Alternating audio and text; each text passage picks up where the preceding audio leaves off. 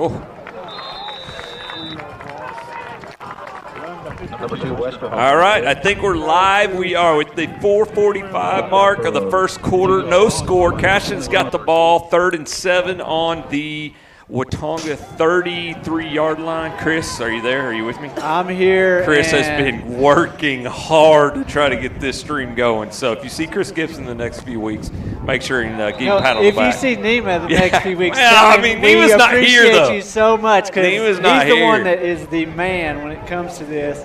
And I'm up here just fumbling around, but I think we got it figured out. So, well, it don't help that we're about 3 stories up off the ground with 30-mile-an-hour wind in our back. So if you hear a little wind interference, our apologies. But we are enjoying the fall weather up here, watching the game and calling it for you. So we'll get you caught up. Hadn't missed a whole lot. Missed an interception? Yeah, missed an interception, but points-wise, not a whole lot. Nobody's been in the red zone yet. Cashion's knocking on the door here. They're a 3rd and 2 from the 28-yard line of the Eagles. Waswo. Great throw. Nice pass in the little comeback button route there by Drew Westerhoff. He'll make the catch, and he'll move the chains, and Cashion is in the red zone. Oh, there is a flag. These pink flags throwing me off. I think there was a face mask, and the guy blew the whistle when the face mask happened, but he was still on his feet and got 3 yards, but they marked him back where the face mask Yeah, here comes the call. It looks like they're walking it off in Cashion's favor. That's going to be personal foul. So that'll be half the distance. So Cashion will be in business here, 1st and goal on the Watonga 8-yard line. Cashion knocking on the door here, late first quarter, trying to be the ones to get the first points on the board here tonight. Waswo in the shotgun, got Westerhoff back there with him. There's a whistle. I don't see a flag. He blew the whistle. He blew the whistle to start the clock. Oh, okay. But it was already marked, set, ready to play. And so Ethan, says, let's go. So we've had a few things. I mean, while I was scrambling up here, we kind of been watching. And this crew, like we always say, you can't have the game without them. So we appreciate them here. They seem a little out of sync right now.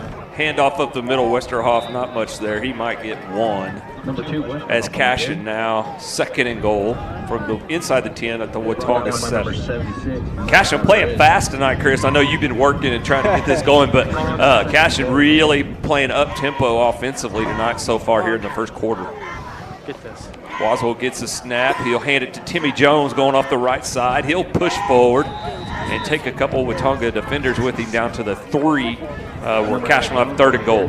Yeah, and what I've noticed so far, just the short time I've got to kind of peek up and look and see what's going on, our offensive line is doing a really good job of blowing off the ball and creating some space for Jones again, right up the middle into the end zone for pay dirt. Cashion in the end zone. They'll set the tone here and get the first 6 points on the board with 3:02 left as Timmy Jones goes 3 yards into the end zone. Yeah, just to piggyback on what I was just talking about, our offensive line has been blowing off the ball. And right there you saw a massive hole. Timmy had to go over the linebacker, but other than that, he had a lane to get in the end zone for a Cashion Wildcat touchdown. Yeah, look good there. Cashion is definitely making some hay right now up front and moving that line of scrimmage. Out of lead Jerry, number 20, in for the extra point attempt for Cashion. Snaps good, down, and that kick is blocked. Looked like a good snap, good hold, but somebody got their paw up and knocked that down. So with 3:02 left, first quarter, Cashion up 6-0 as they get going here early. Just kind of catch people up. Sorry for the delay, but we are up here in the elements trying to get everything going and are having some technical difficulties. But Chris came up with the, hey, let's just restart everything. I just shut everything down completely. The computer had to update. But once I got it all back on, it worked like a charm. Yeah, oh yeah. So if it ever fails, just shut everything down and start over. There you go. Unplug it, restart it. But yeah, maybe that must have been a crucial update. It was that we were downloading for the first half of the first quarter. So, but we're glad to be up here. It's a little cold. It's not terrible. We're just not real acclimated to it yet. But I'm just feeling for our stat man, Lane Broadbent over here. He was a little shocked, wasn't real prepared. His boy Steven helped him out, brought him a big camo jacket. It's an impressive field. Oh, there it is. Onside kick. We got it. We touched it just past that 10-yard mark. And I don't see a flag. And Cash is celebrating. It looks like we're going to get it. Who got that? Was that Timmy? Whoever got it was. The timing was immaculate on that. I mean, it was right on that 10-yard mark. I almost thought he touched it a little early from our view up here, but they're giving it to Cashion right at the 50-yard line. Yeah, and what's funny is that he was marked it at about the 49. And then he brought it back. And then he brought it back and put it back on the 50. If I was the Watonga coach, I'd say, where it's spotted right now makes it almost impossible for us to have not touched it early. But, hey, we're going to take it, and this coach is going crazy. They've already had a sideline warning, so he's going to have to watch his P's and Q's over here. He's going to add 15 yards onto this. So Cashion back to work, up 6-0. Waswo, he'll go left. They tried this option game. It's worked. Now Timmy's going left. He's got a gap, tries to split the Watonga defenders, but he'll have a big gain on first down. And that's the third time, Chris, they went to that option game. Fumbled it on the first. I don't know if you saw it, but it was like our second play of the game. We fumbled that on the pitch. Pitch was a little behind Timmy. Second time we gained 3 or 4. This time blocking out front was way better, and Timmy goes for a big gain. Yeah, we haven't seen much of an option game at all this year. Right. So this is a new wrinkle that they've added in. They must have saw something in Watonga's defense that thought they could take advantage of that. And when that pitch is there and he's timing's catching right it there, I mean, it's big plays. Davis goes in motion, and now we got another whistle, false start. I think he's pointing. Looks like maybe got one of our receivers, maybe Max. I'm not sure.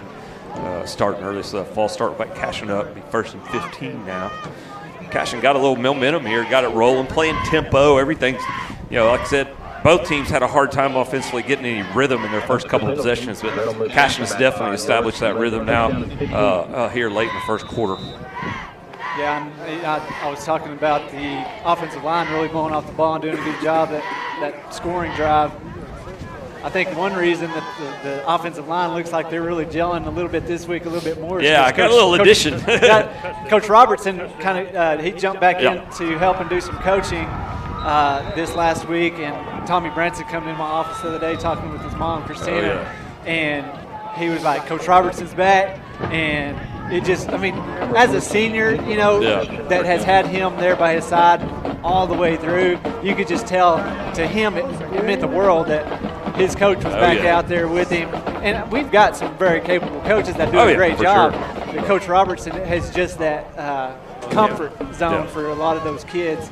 And so to have him back, I don't think he's on the sideline. I think he may be in the booth or somewhere up here. I saw him carrying a headset as I was walking up, so I knew something was up. But Tommy just having him in practice, man, you could see that smile on his face of like Coach Robertson's back, and he is very welcome to back on the sideline. Anytime. Well, on that last play, 1st and 15. Waswo was able to drop back, had plenty of time, found Max Higdon out in a little gap of that zone. Watonga playing back, pretty soft zone there in the secondary, and so Cashion's been able to find some holes, and Waswo's been on the money so far, and Max Higdon was able to get that reception for about 13 yards, so 2nd and short now for Cashion. Watonga immediately called timeout, so the coach didn't like something after that 1st and 15 play. That route by Max was spot on, bone turnaround. Ethan did a great job of stepping into that throw and delivering a strike and giving him a chance to really do something with afterwards too. Yep. Got twins left and single split to the right is Higdon. Jones backfield with Waswo. Waswo will hand off to Timmy. Timmy will power forward, get a little push there from his boys up front. That's gonna be a first down, a gain about 5 yards. And Cashion right there on the edge of the red zone again, trying to back up that first touchdown with another one and get 2 in a row here on the board. And number 21, Chris Garcia. Yeah, just Shackford just really keeping it pretty balanced right now. You've seen him throw the ball, you've seen him run the ball, you've seen him with the in between the tackles, you've seen him outside on the pitch. So right now his playbook is pretty wide open. Yeah, he used about everything so far as Davis goes in motion in front of Waswo. Waswo all day, back in the pocket, deep right sideline. Davis on the wheel route, and that's incomplete. A little deep, pretty good coverage there by the Eagles. But first time we've really seen him try to test him deep. Maybe try to stretch him out a little bit and then come back and find some voids in the middle of that zone again. Yeah, that time we've seen that play work where you sneak Davis out behind some of those routes over on that side, just a wheel down the sideline. But Watonga, the defensive back there stayed with him, wasn't really open. the wind here is, I mean, it's pretty brisk, and so Ethan got it up in the air there, and it just carried that ball out of bounds. And it's blowing towards that corner over there, and now it looks like Cashion called timeout. Go Shackford having a discussion with the white hat. Like I said, you talk about the teams being a little choppy and not having, not being in sync, and this officiating crew, it hasn't went real smooth for them so far. It's just had a few hiccups here. It's just keeping the game moving along. So Watonga calls timeout a couple plays ago. Now Cashion will call their first time out of the game. As Coach Shackford still talking to the crew. I don't know if it's a play clock issue or whatever. I didn't see what was on the play clock there, but it looked like he was pointing over to the play clock here on this west end. The official on this side, he bailed and went over to talk to somebody in the stands. So I'm not sure if there might have been something that Shaq saw coming from the stands. Right. Because this official's over here talking to. Oh, he's talking to administrator over here. Yeah, over here on the sideline. So I'm not sure what's going on there. Yeah, very interesting. As now the coaching staff's talking to the administrator as well. It's hard to hear. I mean, we don't, with the headphones on and my very thick hoodie over the headphones, I'm not, picking up. So maybe there was some noise coming from the bleachers or something. I didn't really pick up on it, but I'm not sure if they're going to still charge Cashion with the timeout on that or not. But anyway, here we go. We're back to play. 2nd and 10 right on the 20-yard line. Wildcats knocking on the door again. Waswell will keep this one off the right side, trying to make the first guy miss. The guy goes low, knocks Waswell down after maybe a gain of 2 yards. So we'll be 3rd and 8. Number 15. What was first down right there? What did we do? Number 6. Did we have no gain? First down was the deep pass to the end zone. Yeah, that's right. I was thinking that was first down, but the deep pass to the end zone. Yep. Right here, let's see if they don't try to run another just to stop. We've had found some soft spots in that zone. Yep. See if Cashion doesn't try to run something just to get that first down. Yeah, got twins on each side now. So Timmy Jones will join Waswell in the backfield. Maybe see if they can try to get the edge here. Yep, they'll do that option, and that Watonga's all over. Gets a hand on it, and he was down. Yeah, his knee was down. White hat didn't see it, but the linesman got it. But number 8 there, I got the wrong roster. We had 2 rosters. I don't see a number 8 on that roster. But anyway, he knocks it up, makes a good play, jumps in the pitch lane and knocks it away. And unfortunately, Watonga is able to gobble that up.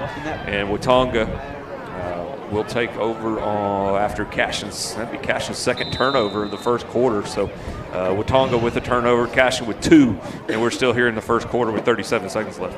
What's bad about that play right there is if it would have got to Timmy, it was wide open. So give credit to that Watonga Eagle to get there and knock that out. Hand off along the left side. And Cashion, as we talked about, Chris, I know we haven't talked about Cashion on defense a whole lot yet, but they've controlled the front defense as well this whole entire first quarter. Watonga really only able to drop back and throw it deep on Cashion so far. Really no ability to run the ball at this point. So gain of 1 there. Cashion all over that. Yeah, this is the first defensive.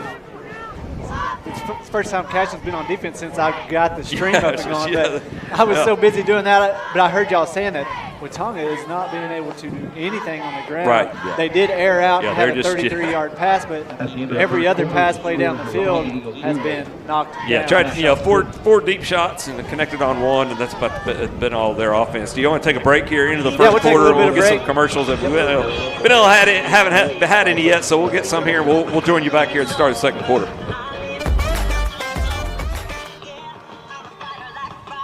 Presenting Regato Ranch, located within the Cashion School District and offering homebuyers the experience of small-town charm with the modern world of shopping, dining, and healthcare just minutes away.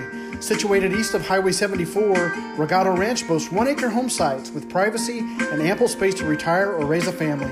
To build your next home from the ground up or to inquire about new properties currently for sale, contact Brandon or Shannon Cotter with Iron Creek Homes and C7 Realty.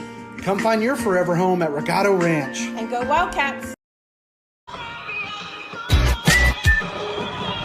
All All right, we're back here, about to start the second quarter. I don't know about you, I'm warming up a little bit now. It's starting to feel pretty good here. And Nima, he chimed in. He said, "Y'all sound cold. Get Tishner some hot cocoa." So. Yeah. My feet are still warm, so I'm good. My feet start getting cold, and we got issues, but so far so good down there. So second 9, and now our officials are grouping up again here to start the second quarter. Maybe they're getting a little cold too, trying to get the body heat going. They'll break up their huddle, and looks like Watonga is down in distance on 4. So number 8, Cooper House knocks it down. It'll be 4th down and 5. Cashion brings the punt team on. Yeah, and I think for some reason, we keep hooking up to Watonga's faculty while Oh, okay, yeah. But I've got it fixed now. I think we should be back up and running. All right, we're back up and running. It's Cashion now in punt formation. 6. The big number 59, Benson Waltman, back to punt for Cashion. Number 6, Barker. Back deep. That was crazy. Punt is up. It's a low liner. Hopefully, it get a little bit of a Cashion bounce anyway. Cashion will down it. Looks like Caden Seeley's down there. He'll down it on the Watonga 39-yard line. Eagles will take over 1st down and 10. So a quick 3-and-out for Cashion. Had the early 5-yard play there to kind of get ahead of the chains, but couldn't really get anything on the ground after that. Yeah, that's where you get that big 1st down and think, hey, the playbook's open, but you don't get any yardage and you're backed up in your side of the football field. But that punting for Watonga right there instead of going for it really paid off for them, flipping the field, putting Cashion back farther. Because if we'd have been where they were, we'd have gone for it on 4th down. Yep. And no, it'll be a little option game for Watonga right side. Nice open field tackle out there. Who's that? Westerhoff. That's Westerhoff out there, made the open field tackle. And it looked like, Watonga had a chance to kind of get a bigger gain on that, and Drew stopped that pretty quick. The defense is doing a really good job of playing their, being disciplined. Right. Playing where they're supposed to be, who their person is. They're getting there, and they're making sure that that big play doesn't happen. Right. We'll see how long it is before Watonga drops back in play action and tries another deep shot here. As they're in that I formation again, double tight. Smith, the quarterback, under center, and he'll go to the fullback, and he's got nowhere to go. As big number 53, Matt Stockton is there to fill that hole quickly and limit them to a 1-yard gain. I'm trying on these Watonga numbers, but they're kind of hard to see from up here. Those black numbers once they get in the mix. So try to do better and try to start picking up on them as we go in. But easy to see who it was for Cashion on the play right there. Yeah, I can feel my 3rd down and let's say 3rd down and 6. Watonga trying to get something going. Really just, like I said, one deep pass, one about 35-yard connection they made. And other than that, it's been pretty slow going as they'll go jet to the left side. Cashion at home. Good job wrapping up there. There's Westerhoff again with a little help from Davis, but give credit to number 44 there, Caleb Duran, as he really he busted that thing up pretty early. Yeah, and that time again, it looked like they were going to have some success out on the edge, and Cashion Wildcat, the speed out there, just closed the gap really quick, slowed him down enough to have those kids flying to the football, brought him down before he got to the 1st down marker. Yeah, good job by Westerhoff and Davis wrapping up there, and looks like Watonga now this time. Looks like they're going to line up and go for it. They're a little closer to midfield here. 4th down and 3, so big play here if Cashion can, kind of retake the field position on this thing, get a stop here on this 4th down and 3. That'll pitch right, and he'll cut it up off tackle, break a couple more tackles. Big physical run right there for Watonga. That's definitely their first big run, big physical run of the night, and that's number 10, Tristan Dobbins for the Eagles. Well, and then we had one of our defensive backs and one of their linemen were kind of jawing at each other. And two flags flag. Okay, I didn't see came out, so I'm betting there's unsportsmanlike on both sides of the football, I'm guessing. Yeah, the umpire doesn't look like he's going to relocate the football, so maybe have offsetting here. Tipper's got a little out of hand there. I'm not used to these pink flags, man. I'm looking for the yellow. I don't ever see them, and so I just move on. Still no call yet. Here comes the white. Yeah, he's going to make a call. We'll see what he got. Oh, sportsmanlike on the official as well as he just cold cocks his teammate. But no, yeah, Chris called it unsportsmanlike offsetting. So Watonga now in Cashion territory, kind of getting something going here, trying to get a little rhythm. Cashion going to have to reestablish that line of scrimmage here defensively. 1st and 10 for the Eagles. Smith, a little jet sweep pitch action. Nice cut there. Back up the middle. And Cashion was there early, but a nice little play as Branson had kind of broke through. But I think it's Barker there. He made a great cut, number 6. And Benson hustling back down there and keeping that to just a 9-yard gain. Yeah, they're keeping that stuff on the edges, and they see where our youth is too. You know, they see the youth out there in our defensive backfield, defensive backs, and so they're trying to get out there on the edge and test them. I think that's probably why they were throwing the ball deep early on. Oh yeah, for sure. Because they know that we have some freshmen out there starting, and that's kind of what they're doing there, is getting out there on the edge, seeing if they can open field tackle. We've done a good job so far, but now you see them having some real success back there. Ball hits the ground there as Smith, the quarterback, was turning to look like he was going to hand off, and as he turned to hand off the ball, he just kind of dropped it right down by his feet. Luckily, for him, it bounced right back to him. But he'll take a pretty decent loss there of about 4 yards on that. So they go from 2nd and 1, get a little sloppy there. 3rd and 5. Cashion got a chance here now on 3rd down to stop this drive. Yeah, you pin them back here. If you get this tackle for loss, you're going to be 4th and 8, 4th and 9. Like I said, when watching against Crescent, even though they were on their side of the football field, they would punt. They're not afraid to punt the ball to try to pin you deep. Smith under center, back in the eye now. 3rd down and 5. Rush coming from Duran. It's going to be picked. Max Higdon on the picks, got a chance. Just got one man to beat the quarterback, and Max is going to outrun him. Higdon is going pick-six style all the way in the end zone for the Wildcats. And no flags. Great job right there by Max Higdon, just kind of sitting in that zone. And whenever he threw that, I don't know really who he was throwing that to. He let it float. I think he was just trying to get rid of his. Caleb Duran was all over him, and he was just trying to get rid of that ball. And give it up for Higdon, too. I didn't know if he's going to get there. He reached those arms out there. Yeah. Max Higdon. About 6'5" reach, getting out there. Great play by Higdon. And, give the assist there to number 44, Caleb Durant, because he applied the pressure, and he forced that errant throw. Touchdown. Sideline warning, Cashion. A little too much celebration there. So Watonga and Cashion both with the sideline warning as Adelie Jerry's back out to attempt her 2nd extra point of the evening. Is it a Cashion game if we don't have it? Oh, yeah. Got to have one sideline warning for sure. I always blame E-Rob, even though he's in the booth. Adelie's up this time. Good snap, good hold, and the extra point is good. Adelie Jerry on the board, making it 13-0 Cashion. Helmet off. Yeah, we got a flag, and now it's a yellow flag, so I'm gonna be able to point this one out. But yeah, we're trying to Yeah, and then you got 2 Watonga players just kind of going at each other. So I'm not sure what happened. I didn't see what happened until I saw Caleb walking off without a helmet.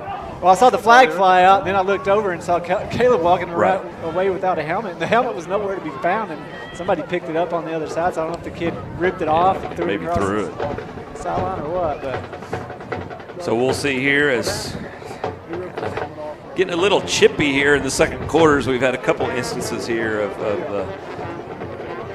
foul play. Number 10 will be assessed on the kickoff. Well, he pointed towards Cashion. Number 10, I believe it's on Watonga. Yeah, he corrected that. So, it will be assessed against Watonga on the kickoff. They called it. He called the number out, number 10, I believe. So, okay.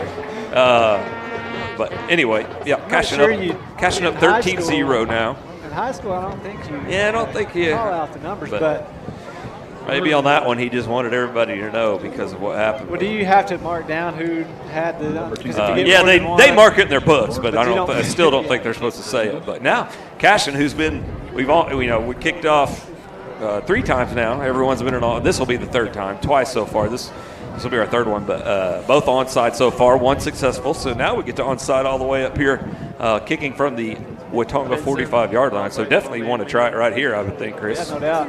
And I mean, the one that we picked up, I mean, that was a great kick, just right in that gap. And like you said, that the timing on that was perfect. So Watonga's adjusting now. They got everybody up now onside, and it'll go right to an eagle, and he'll take a knee. right at the 32-yard line, and Eagles will take over. But that's perfect for Cashion. They're more than happy to have Watonga starting at the 32 after an onside kick. Anytime the other team starts with the ball on the opposite side of the 35, then we're happy. We're good with that. Normally we try to do that onside kick, and a lot of times you have it about the 40. So yeah, anything less than the 35, we're good. Yeah, and so we're not through 2 quarters of play. We've seen 4 turnovers already so far in this game, 2 by each side. Cashion able to cash one of those immediately in for a touchdown, and now Watonga back right up the middle. Lots of room, and Max Higdon is able to make a play. That was the first really, truly big hole Watonga's been able to open up, and they took advantage of that. And that's kind of what they had success against Crescent was running in between the tackles, and they had a lead blocker there. The guys up front really made a hole. Lead blocker did his job and sprung him for the big game. Yeah, gain of 24 there on first down, right out of the eye. Number 10 is the one running. He'll go up the middle, Cashion all over it now. And it's Benson Waltman. He plugs the hole this time, and there is nowhere to go. As number 10, Tristan Dobbins, he had a head of steam coming out of that I formation, but he was shut down immediately and a gain of 1. Nice play there by Benson Waltman. And number 71, Max Hosley, in there as well, helping out and cleaning that one up. 2nd down and 9. Go ahead and pull up and watch. That man is so funny. Back in the eye. Now we got the option game a chance here. Nobody out wide for the Wildcats as we lost our contain on this edge. Had the quarterback taken care of, but nobody accounted for Tristan Dobbins, number 10, the running back, and the pitch was easy pickings there for the Eagles. Yeah, and the Watonga Eagles, the quarterback's doing a great job of faking that handoff there, and really getting our linebackers to buy into that. Then when he gets out there on the edge, that time, that's why there was only one person really to take him. The running back had nobody to contain him. He got out there. Luckily for the Cashion Wildcats, those defensive backs are doing a good job of getting out there and making open field tackles down the field. They will use the fullback here, but Tommy Branson's all over that. And fullback is number 21, Chris Garcia, but Cashion, been really solid these last few plays after getting gashed on that first play of this possession. Have cleaned up those A gaps right up the middle and limiting Watonga's ability there to get yards and get ahead of the chains. You have, who is that, number 70? Is that 71, that's Hosley. Hosley's been there. Yeah. You'll never between him, Benson Waltman, he's scary. Stockton, man, there's some beefy boys up there on that front. Fullback again. Chucks forward there as Branson made early contact, but Garcia did a good job of plowing forward there, and he'll get about 3-4 more, so we'll have a 3rd and 3 here as Watonga knocking on the red zone for the first time here. Right there, I saw one of our younger players kind of jawing a little bit again. You see Benson Waltman, this is his first year in Cashion, but he's a senior. He stepped in there, showed a little bit of leadership there, and just said, hey, go back, don't quit John, let's play some football. And that's what I like to see. I want to see the leadership. We got a flag. Sorry to interrupt you there. That's all right. Missed that. Got another flag on the field. I think it was Shaq. Uh-oh. Cashion. E-Rob. First down, they didn't even.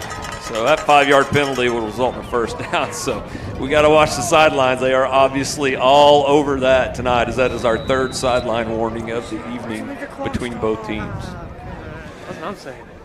We're going to have to keep an eye on that. We're going to pick out who that is over there. Yeah. I said E-Rob. If y'all are listening, I was just joking.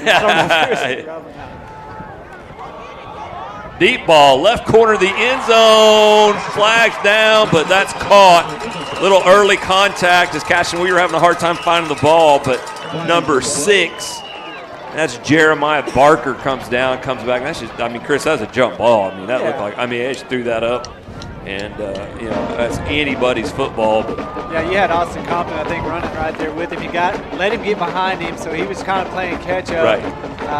He could tell the ball was coming, so he hit the Watonga Eagle before the ball got there, which I'm fine with if he's going to catch a touchdown. Yeah. But, hey, if you're going to hit him, take him out. Yeah, take him out. So give credit to, what did you say? Garcia.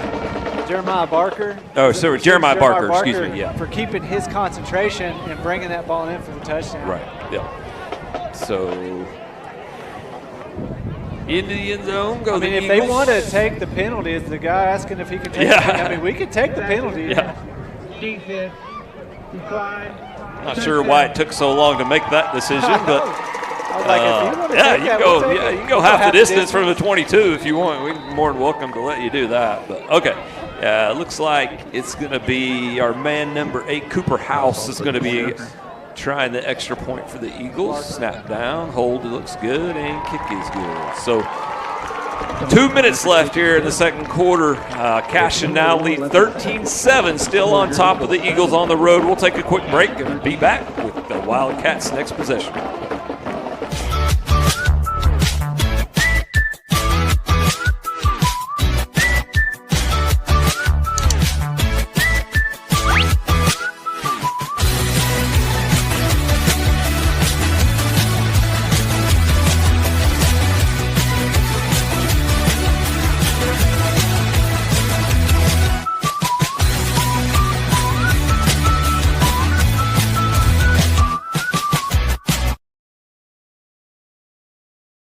Founded by Jesse and Amy McCracken, Rural Pest Solutions is a Cashion-based, family-owned and operated company. Our focus is on providing the highest level of customer service while effectively treating many common invaders, including spiders, ants, roaches, mice, mosquitoes, fleas, ticks, and termites. Flexible scheduling and superior. All right, we're back. Watonga gets into the end zone for the first time tonight. Pretty nice drive, about 60, 70-yard drive, pretty well sustained, pretty consistent pass run, a little bit of everything. So give credit to the Eagles as they get in the end zone for the first time tonight. Hopefully Cashion can use this 2 minutes and 1 second to answer here, Chris, starting this next possession. Yeah, and on that drive, Watonga had success running the ball. That kind of opened up things for them there. And so Cashion Wildcats got to see that and say, okay, that's what we're going to have to do to win this ball game, to stop the run. Little pooch kick off to the left side of the field over here towards the Watonga side, the near side, and Westerhoff is there to quickly catch that football, and he moves it up to the 41-yard line of Cashion. So pretty good field positions here with 1:56 left, Chris. Cashion been playing fast anyway, so hopefully that works to their advantage here, and they can move this thing down the field. Here, run a bunch of route combinations, get the ball down the field, and try to score right here before halftime. Got 2 timeouts to work with, so looks like Timmy Jones will be in the backfield with Wazwo as Davis goes in motion.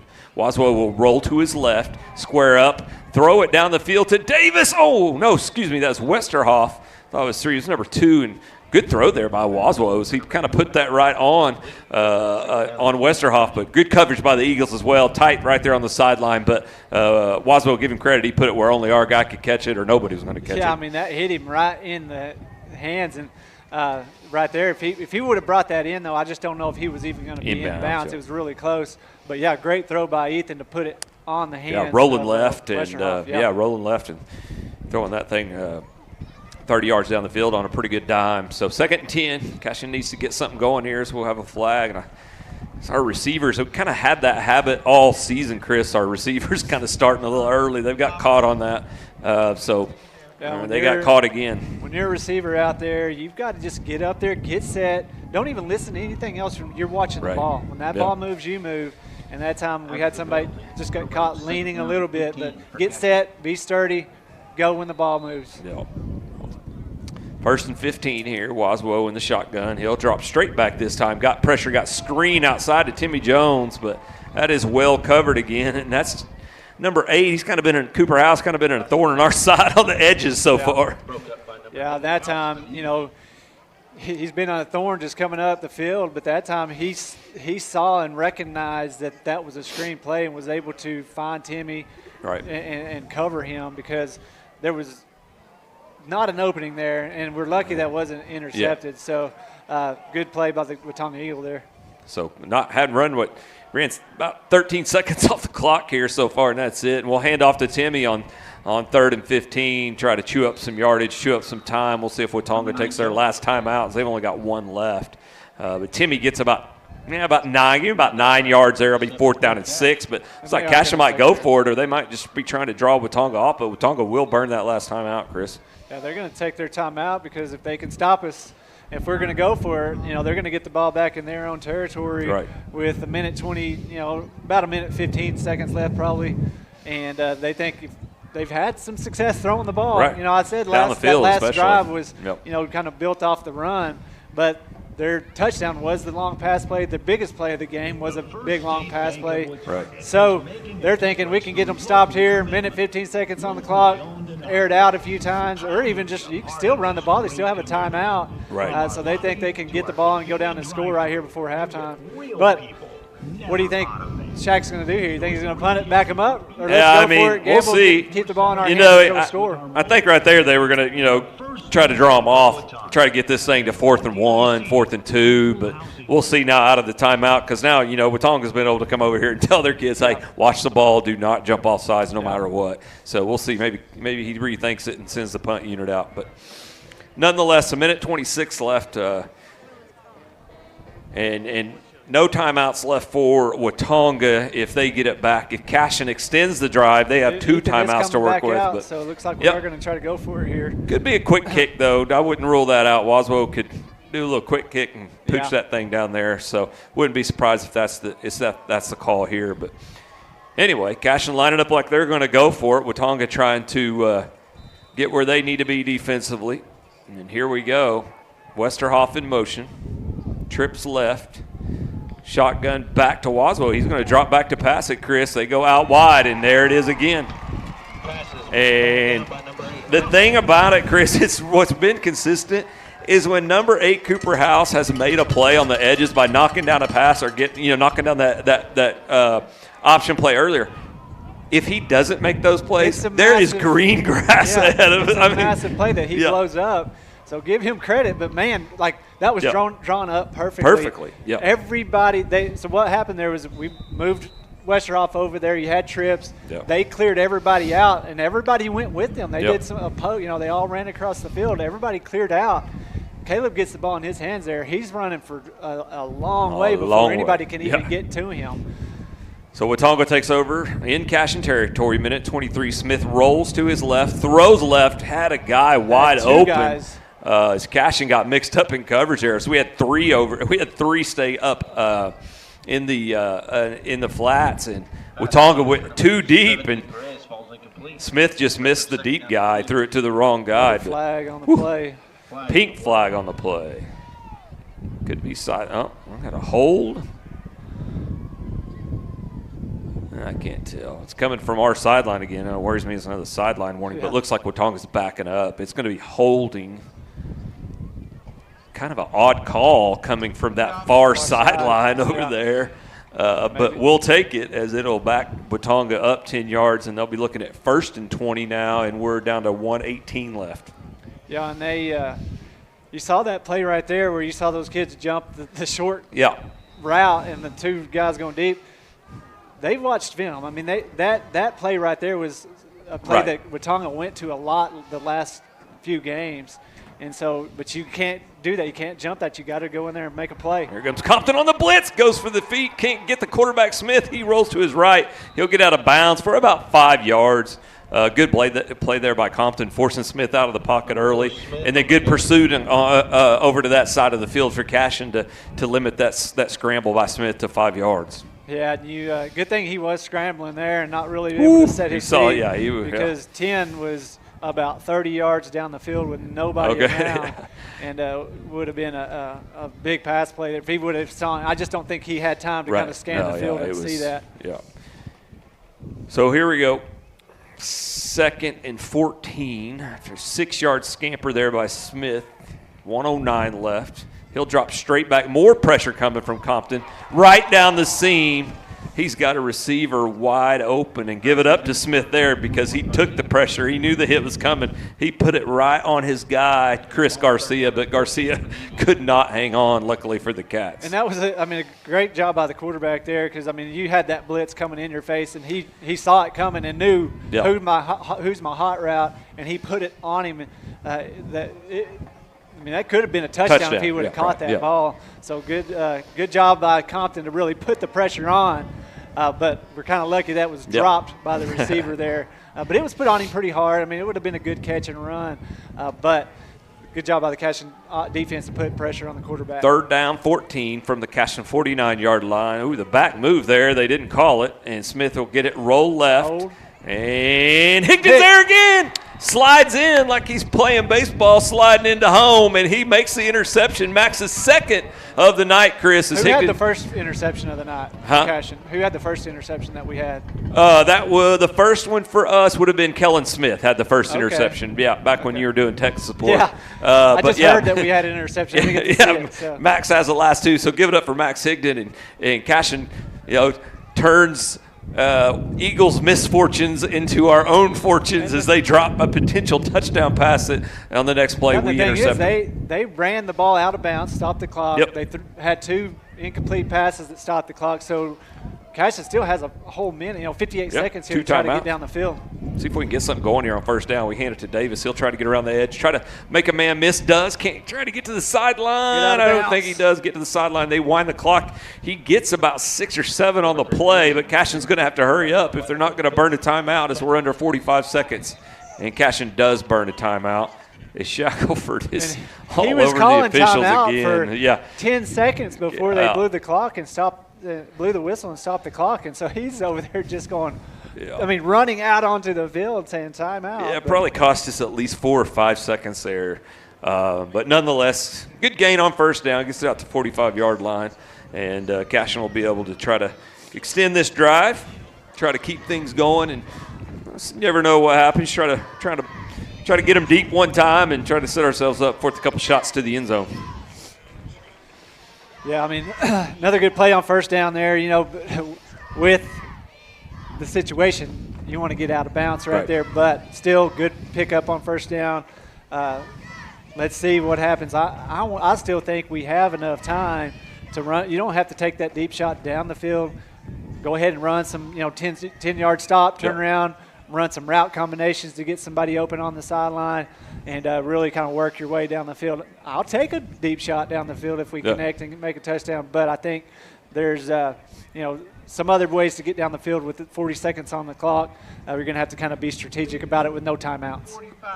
Okay, we get our 5 seconds back here. We got it. We got our 5 seconds back. I know Lane keeps distracting me over here on the OSU game as the Pokes just got a pick 6, and they're kind of putting it on the Cats right now. I like it.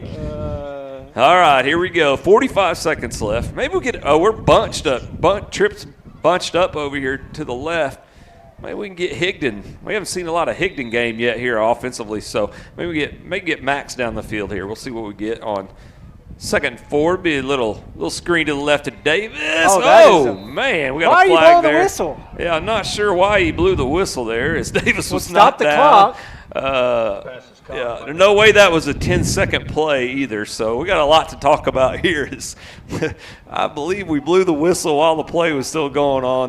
These officials, give them credit. They're out here doing their best, but that was a little awkward, Chris. Yeah, what happened there was the defensive back comes running up to make the tackle, but he just grabs the face mask, completely turns Grayson around, and the whistle blows.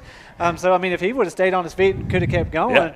But then I look over, the clock's still running. Like you said, there's no way that took 10 seconds. Yeah. So here we go, 35 seconds and now. And they started the clock again. Yeah, I'm not sure why the clock is starting, but we got issues. Now we're going deep. There's my man Higdon. Nice ball. He got it. Is he in, Chris? He's in bounds. We do not have an official within 50 yards of the play. He comes running down, and he'll call Max out of bounds at the 6-yard line. But, Chris, I'm not trying to pick on the guy, but the same linesman that just blew the whistle was literally 40 yards behind that play. And called him out of bounds. Yeah, I mean. If he was out of bounds, he was out of bounds when he caught the ball. Right, yeah. Like, he started coming back into the field of play. I mean, I'll take the long play and being down there if he's going to call it in bounds. Right. But he started coming back into the play. I mean, I don't know how he saw that. Yeah. But that's just rough stuff. When you look up and the officials on the 40 running down to the 6 to mark a guy out of bounds. So nonetheless, Cashion in business here at the 6. We'll hand off to Timmy Jones going left, breaks one tackle, takes a couple guys down to the 1 yard line. Cashion will burn their last timeout with 16 seconds left. I love watching Timmy run the ball. Yep. Like, he sees the lane, he puts his head down, and he just drags people right there. He was stopped about the 6 yard line. He puts his head down, keeps those feet driving, and drags 3 Watonga Eagles to the 1 yard line.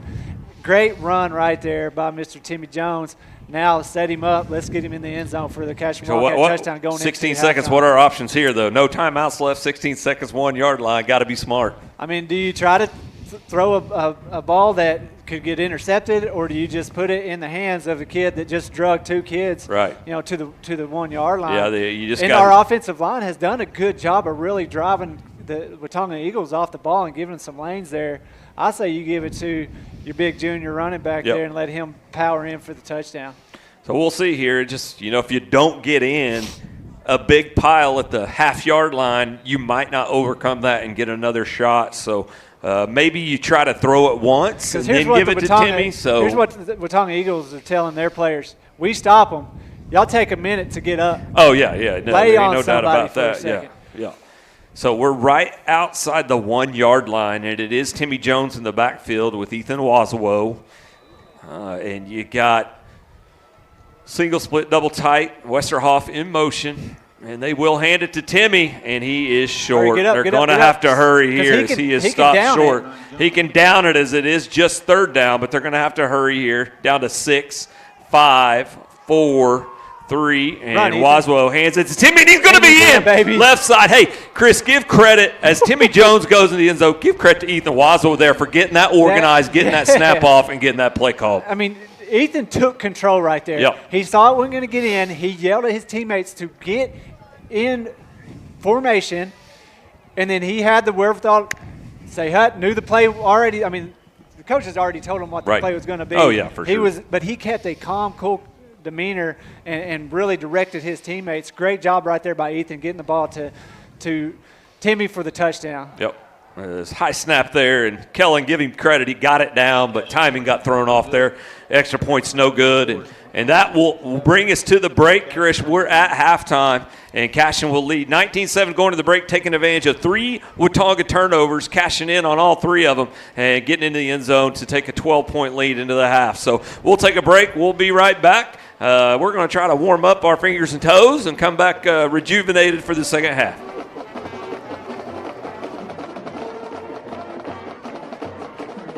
Your customer service are our top priority. Call us today to schedule your appointment. 405-283-6565. For 31 years and counting, Community State Bank has taken great pride in being your hometown bank. With branches located in Cashion, Dover, and Hennessy, CSB strives to reflect the small-town hospitality these communities are known for. Our friendly staff is here to serve you and provide one of the best banking experiences around, equipping our customers with the latest in banking technology combined with a personal, down-home relationship. Come into one of our local branches or visit us at www.mycsb.com. Community State Bank, small-town banking, the way it should be. Member FDIC. Support your school's booster club and get your business in front of thousands of potential customers. Talk about a win-win. Advertising packages start on this streaming station for less than $10 a game. Call 405-726-0835 or email adam@squirtle.com right now for more information. Cashion FBC is a church seeking to grow in Christ and our love for the body of Christ. With ministries from children to youth to adults, we strive to present the gospel in an engaging and meaningful way. Sunday school meets at 9:45 a.m. and worship starts at 11 a.m. Children and youth meet on Wednesdays at 6 p.m. Please check our website at cashionfbc.org for more information, and we hope to see you this Sunday, located a half-mile east of Cashion.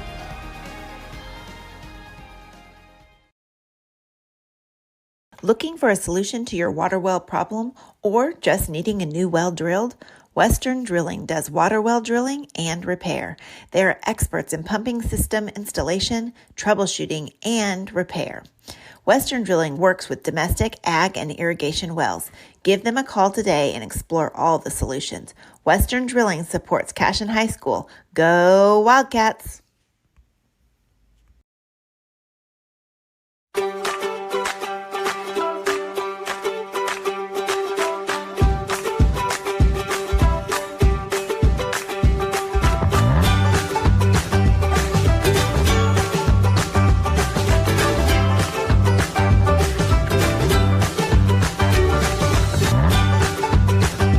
Stream with Oklahoma's #1 high school streaming service, Squirtle.tv. Find out more at Squirtle.com/stream.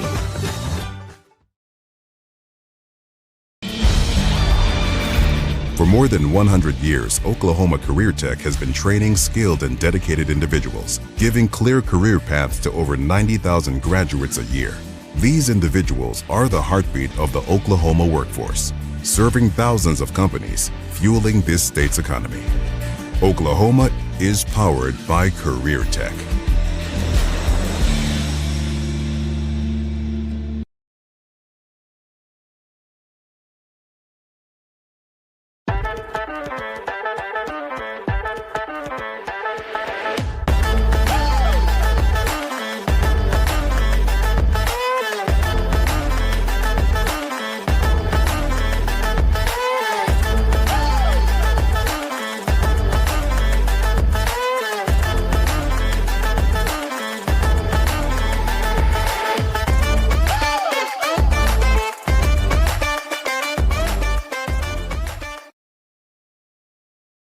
Presenting Regato Ranch, located within the Cashion School District and offering homebuyers the experience of small town charm with the modern world of shopping, dining, and healthcare just minutes away.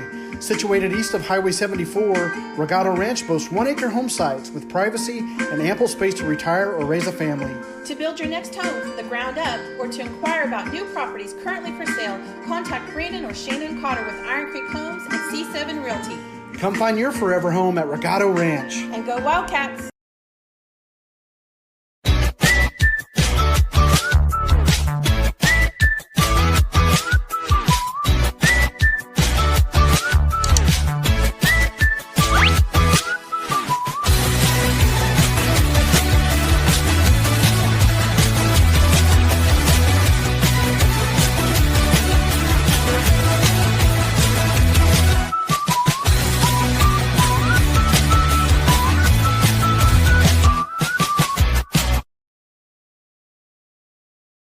Founded by Jesse and Amy McCracken, Rural Pest Solutions is a Cashion-based, family-owned and operated company.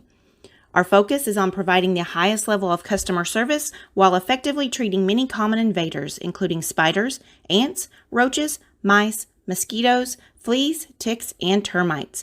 Flexible scheduling and superior customer service are our top priority. Call us today to schedule your appointment. 405-283-6565. All right, we got a little lessons with Lane here in Watonga, America, on top of the world. The world up here in Watonga.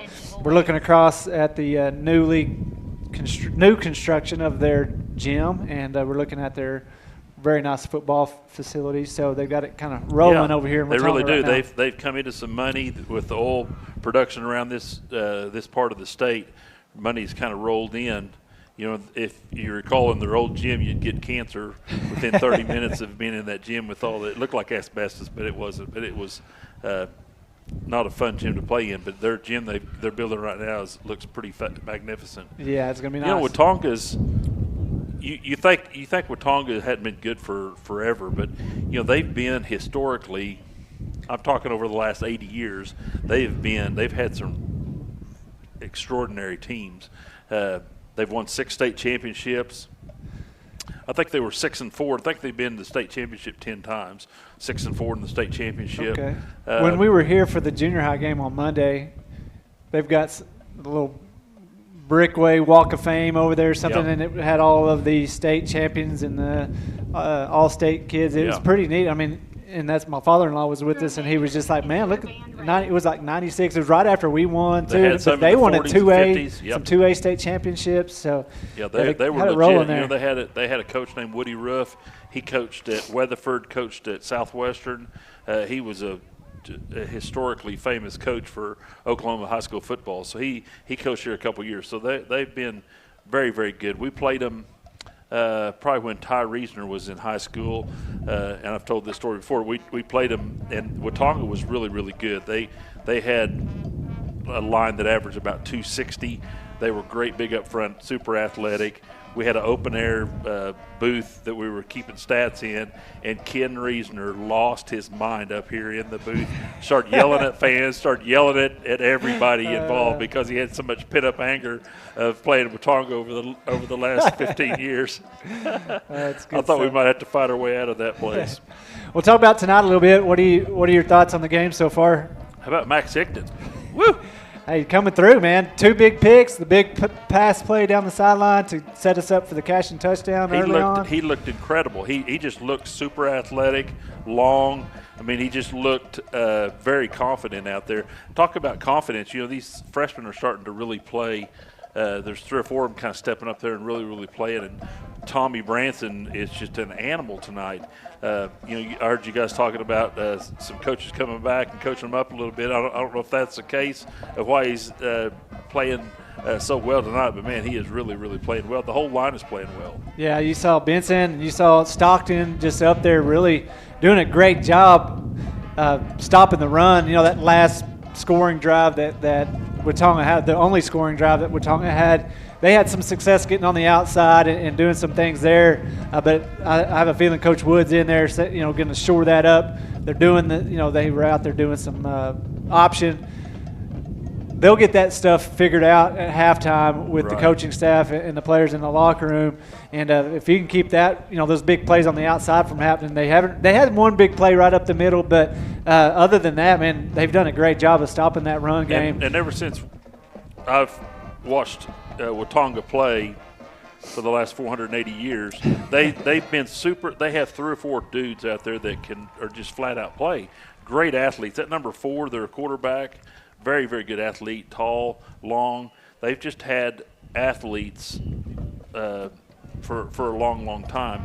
And, they had Crescent down. It was 17-14 at halftime, and they've got a kicker. That's the thing is they get down here, and if it's a close game, right? They've got a kicker. I think in the Crescent game, the kid kicked like a 30-yard field goal at the end of half to put them up 17-14. They got a jumbotron down here. I mean, it lights up the whole world. This is a really fantastic field. Yeah. And it was such a crapper for a long time. But, man, I'm telling you, their facilities are fantastic. As far as the stats go, nothing's really changed a whole lot as far as the total numbers go. We've got 135 total yards. They have 128.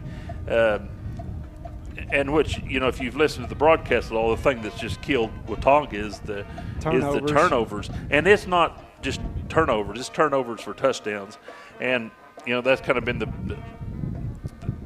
the whole play of the game has been the turnovers. Yeah, and that's the thing is if we can stop that run and make them throw the ball, I'm all right with that because Max Hickton, Kellen Smith, we have 3 interceptions already on the game. I'm okay with them throwing the ball. Yeah, they've had a couple big pass plays, but I'd rather have them having to air it out, giving us the opportunity. Interception Kellen Smith. Yeah. How old is he? He's 14. He's a freshman. He's a freshman. Yeah, he may be 15 now, but I think he may still be 14. I'm not. If his dad and mom's watching, maybe they can text me and let me know.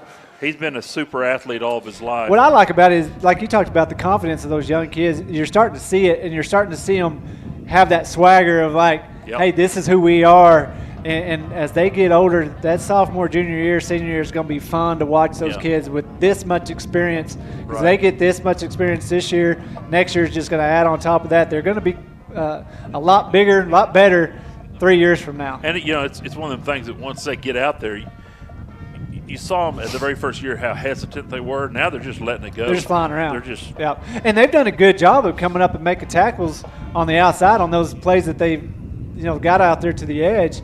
The reason those weren't touchdowns is because those young defensive backs have gotten loose from their blockers and came up and made good open field tackles. And where a lot of times you have a freshman out there going against a senior or junior. A junior's just going to push them to the side and go score. Yep. These kids are coming up and making tackles. If we can score the opening possession of the second half, we're going to win this game, I think. And one thing that I know for a fact, Neiman and Bobby would have lost his freaking mind, his ever-loving mind on the referees tonight. Yes. He would have had a heart attack up here. We would have had to call the Metaflight to come I don't know if get anybody to get him down off of this thing. Golly, Yeah. he would have just died of a heart attack. Well, and maybe they're going to go in and make some adjustments at halftime too. So we'll see. This is he would have lost his mind on me trying to get this thing going, getting the production off the ground up here. But. And, we got up here. I was running late. We're going to deer camp this weekend, so I was running late. And I get here at 6:45. We've always been in the bottom part of the press box, and it's a fantastic big press box. I get in there, and there's a family in there eating pizza. I'm like, what in the world's going on? I guess they'd kind of had a raffle or something, and whoever won the raffle got to be in that booth, but I wasn't real happy. So we're all up here just hanging out, but on top of the world, like you said. So. Right. All right, well, thank you guys for joining us at Lessons with Lane. We're going to take a little break. We've got about 2 minutes here. We'll have a little bit of time added on maybe, but we'll be back with second half action. Cashion Wildcats lead the Watonga Eagles 19-7. Take a short break. We'll be right back.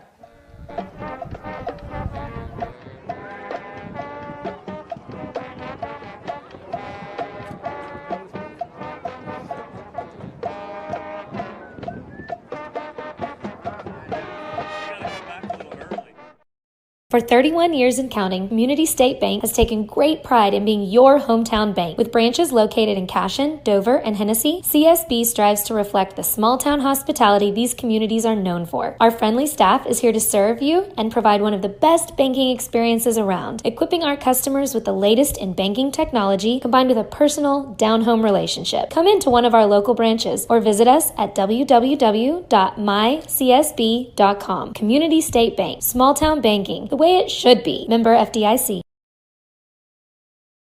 Support your school's booster club and get your business in front of thousands of potential customers. Talk about a win-win. Advertising packages start on this streaming station for less than $10 a game. Call 405-726-0835 or email adam@squirtle.com right now for more information. Cashion FBC is a church seeking to grow in Christ and our love for the body of Christ. With ministries from children to youth to adults, we strive to present the gospel in an engaging and meaningful way. Sunday school meets at 9:45 a.m. and worship starts at 11 a.m. Children and youth meet on Wednesdays at 6 p.m. Please check our website at cashionfbc.org for more information, and we hope to see you this Sunday, located a half-mile east of Cashion.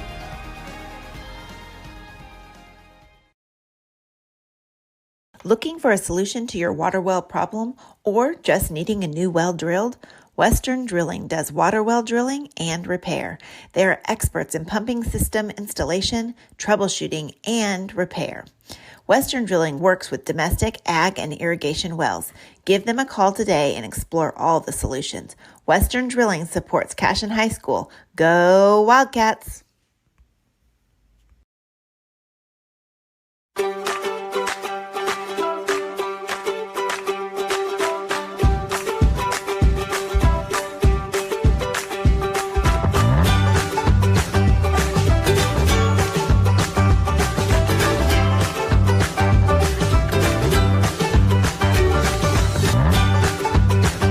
Stream with Oklahoma's #1 high school streaming service, Squirtle.tv. Find out more at Squirtle.com/stream.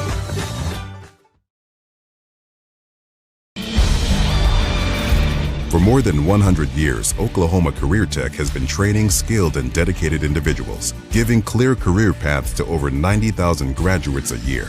These individuals are the heartbeat of the Oklahoma workforce, serving thousands of companies, fueling this state's economy. Oklahoma is powered by Career Tech.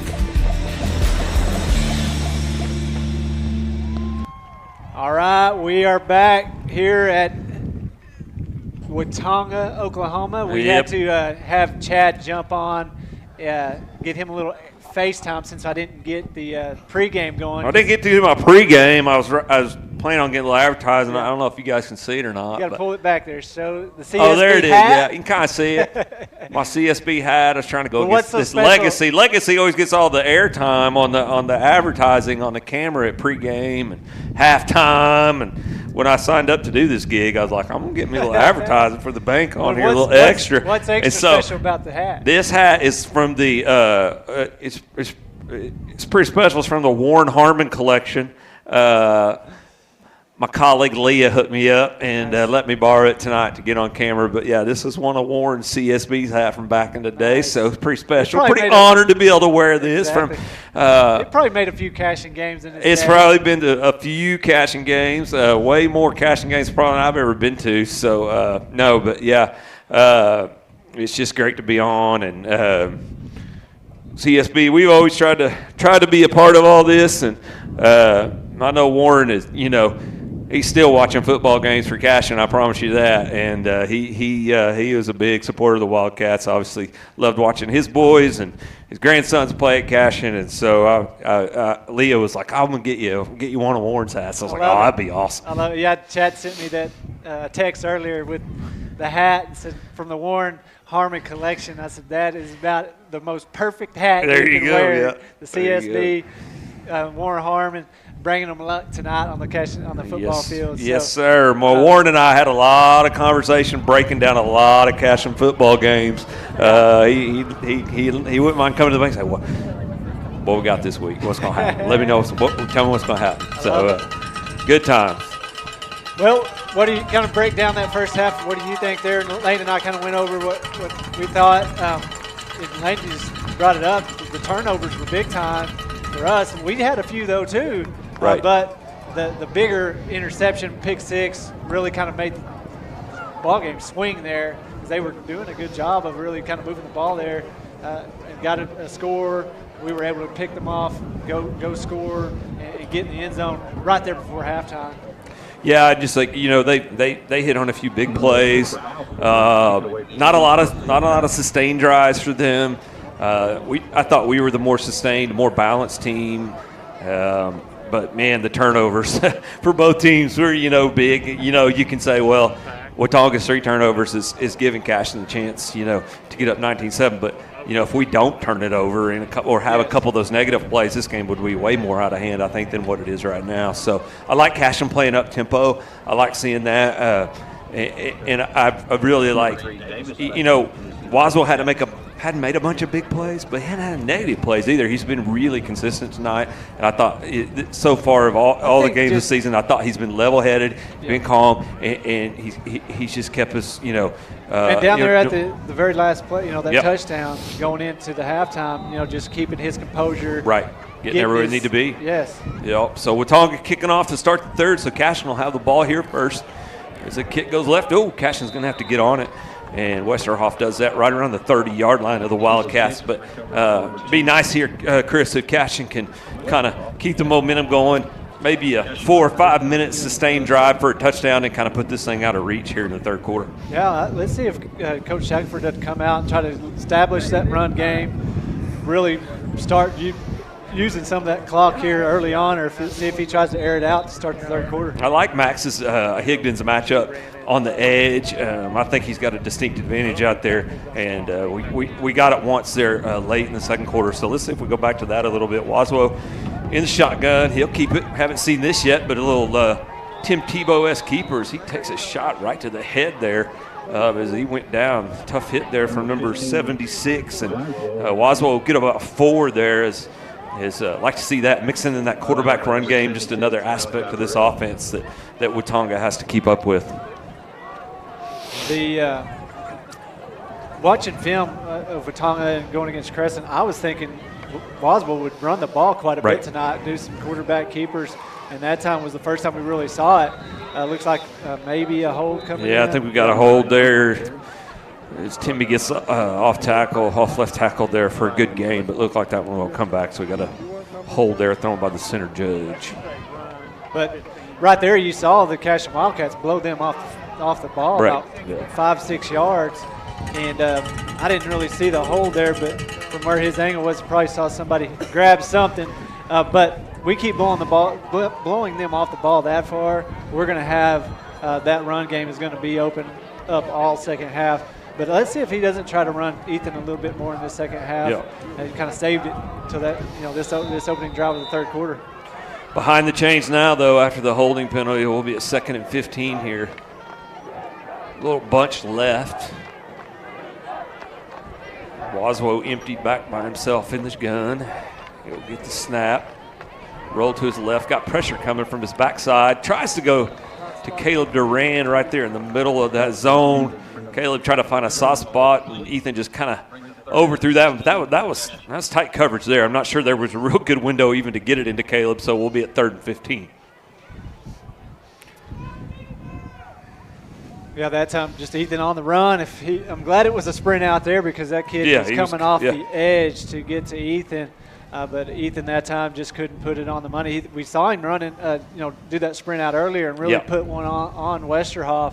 That time was a little bit behind the intended receiver. Yeah, that play kind of looked like when Compton was coming after Smith on the for Watonga. So 3rd and 15. We'll see what Waswo can do here. Gets a little pressure. He's got Davis wide open up the right seam, and he just overthrows him a little bit. But, Davis was there. They had brought the blitz, Chris, and, Ethan put it close, but, that's tough. That's a tough throw, too, though, with all that pressure right there in your face. They were coming at him. Yeah, he had a lot coming at him. That's going to be one throw, though. He's going to watch film and go, I want that one back all day long. Yeah. That time, you might put a little bit more air under that, just let him run under when you're that wide open. But still, just the pressure put on Ethan right there probably made him rush that throw a little bit. Just a little too quick. And get it over the head of Davis. So Benson will get a punt off. He'll get it away from the Watonga returner, but that'll go out of bounds. It'll be pretty short. Looks like they're going to mark it right around the 45-yard line, I would guess. Now you bring him back to the 40-yard line, right at the Cashion 40-yard line. So that's only about a 15-yard punt.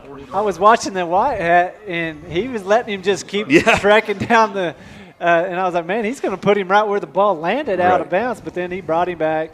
So Watonga will take over out there about the right mark as that ball drifted out of bounds pretty quickly. And so Watonga in business. Cashion couldn't get anything going, couldn't really extend here. So Watonga in business, and they'll start their first possession in the second half at the Cashion 40-yard line. Still in that I formation. Twins to the left of Smith. He'll give it to the fullback right up the middle. Met pretty quickly there by Timmy Jones. Gain of about 3 yards on first down. So we've seen them stick with this I formation, using their fullback, using their halfback, using a little option game off of it, and then kind of mixing in some deep balls, Chris. Yeah, that time the offensive line did a good job of giving him an initial hole, but Timmy Jones did a great job stepping in, filling the gap, bringing him down for only a 2-yard gain. Maybe 3. Yeah, they give him about 3. So 2nd down and 7.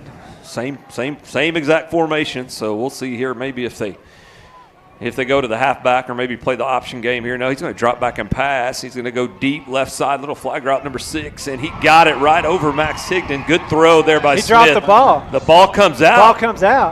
Wow, Chris, I'm not sure about that. Maybe he was juggling the ball, but that's either a fumble to me or so Watonga is going, they're throwing their hands up.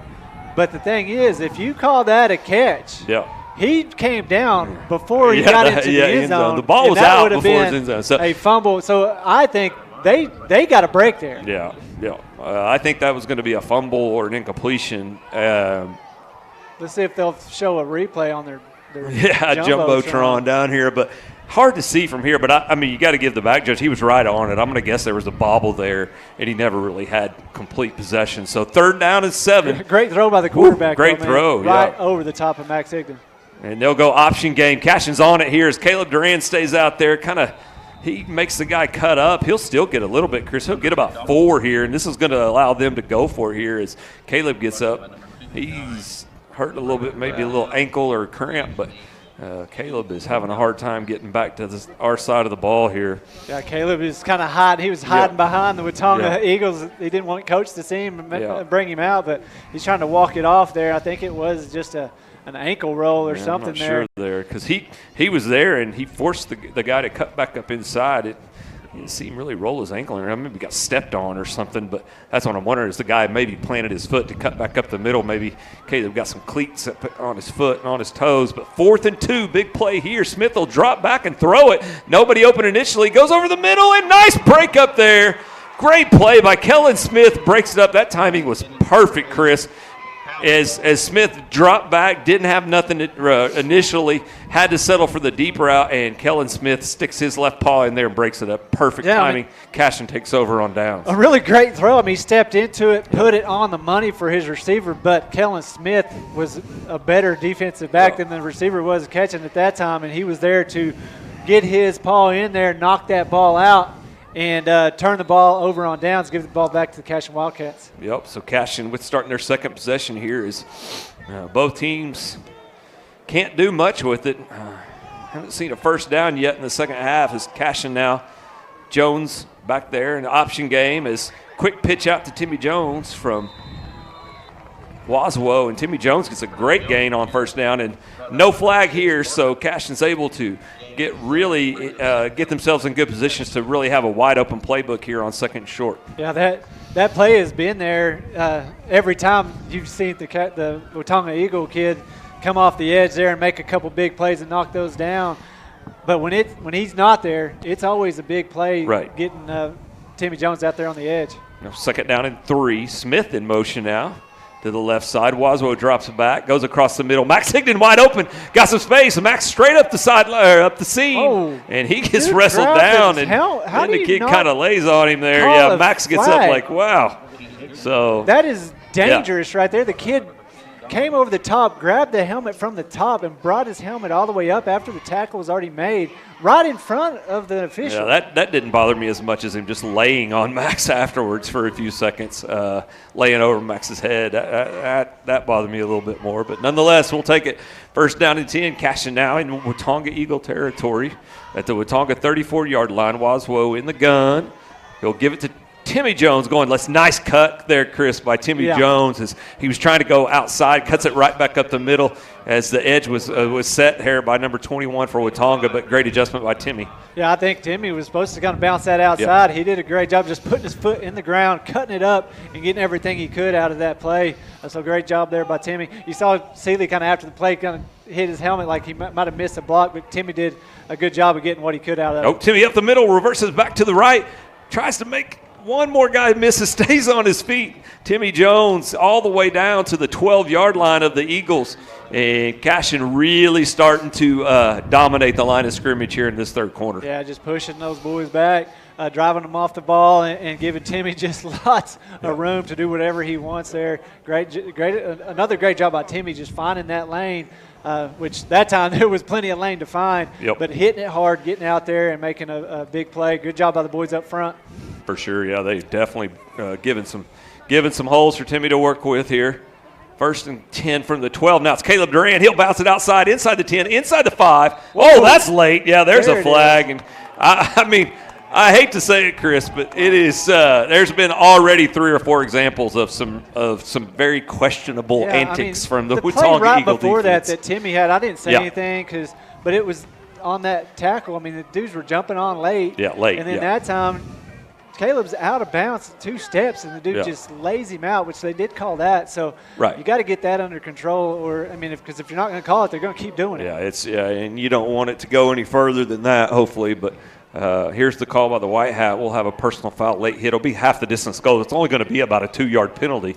Not so sure what the Watonga coach is so upset about, but I mean, Watonga fans don't like it either. But nonetheless, we'll be first and goal from the 2. It'll be Caleb Duran in the backfield with Ethan Waswo. I'm not sure that he even started the play yet, but we'll take it as Duran goes right up to the goal line. He'll be just short.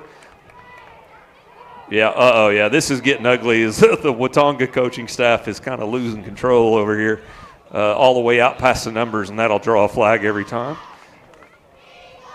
Chris, I'm pretty sure that the play clock hadn't even started. I think that's what Watonga's upset about is the play clock didn't start. He did not wind the play clock, and they allowed the play to go ahead and start. So I don't think Watonga's defense was even ready for the play to start to, I kind of understand where they're coming from here. He had made the call on the personal foul and was still walking back to his position. The play clock definitely didn't start. Now, I don't know if he wound it. I didn't see him do it, but I can see why Watonga's upset about that.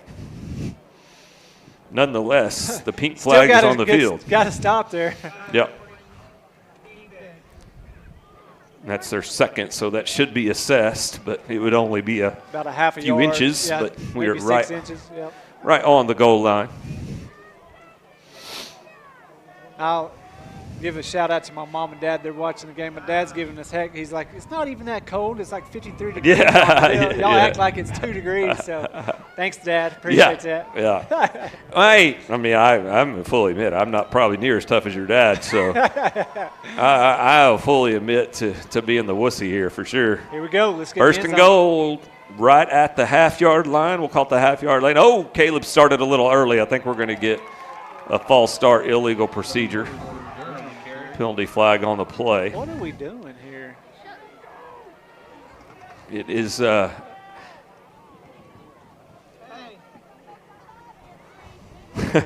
don't know what else to say, Chris, but this is just awkward. Is the only word I can come up. It is very awkward. It is a false start on Cashion, so that'll bring us back to the 6. The 10 was out here jawing and saying stuff as he walked by, and he turns around and tells him to stop. Yeah, he's coming. If you're going to have to turn around and tell a kid to stop, you probably ought to throw a flag, because now he comes over. 10 just comes throws over his and throws his helmet down. Yeah. So he. A lot of emotion, I'll just say that, on the Watonga sidelines right now. First and goal from the 6 for Cashion. Waswell back now with Westerhoff to his left in the backfield. Trips a bunch to the left, and now we have another flag here. I'm not sure what this is going to be, but it looks like it's on Cashion. Watonga is clapping. He wasn't even I think they got a snap infraction. The umpire came up to Caden Seeley and made – looked like he was communicating, like Caden moved the ball or something on that. So, not sure, but yeah, like I said, only word I can come up with is just kind of awkward. Awkward, yes. So, first and goal now from the 11. Waswell in the backfield. He'll get the snap. Hands to Westerhoff. Cuts right back up the middle. Breaks one tackles. All 120 pounds of him, dragging 3 pretty big Watonga guys all the way to the 5. I'm not sure how the physics works and all that, but somehow 120 pounds just drug about 500 pounds of Watonga Eagle to the 5-yard line. For about 4 yards. Yeah. Yeah, and I love Westerhoff. I mean, just such a shifty kid that is hard-nosed, is not afraid to mix it up with the big boys right there. Great run there by Westerhoff to get everything he could out of that run. Timmy will take it right side. All kinds of room. Timmy Jones. Another flag. I think we're going to get a hold on Cashion as this drive will not end. Another penalty flag on the field. I'm going to watch that and see. That's a hold. Holding on the offense. Pretty sure you're about to say the number again. He did. I like it. Does he he stopped himself. He must call some college football or something. I don't know. But another hold there. We're going to back this up. Will be second and goal from the 12.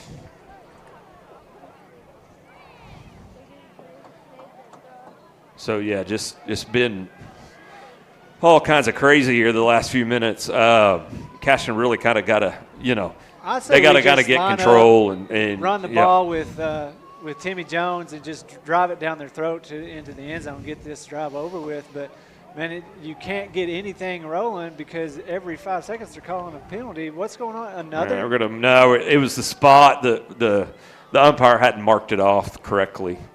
He was saying the hold occurred at the 5, so the spot should be at the 15. Okay. So here we go. Second and goal from the 15 now. Waswell will drop back, pressure up the middle. He'll pump fake, roll left, got lots of room to the left. Tries to make a move, get out wide. He's down to the 4. Great job by Ethan Waswell finding some space on the left. Great pump fake, hold those defenders, and then he took advantage of a lot of green space over there to his left. Yeah, I was thinking he was going to get out there and still try to,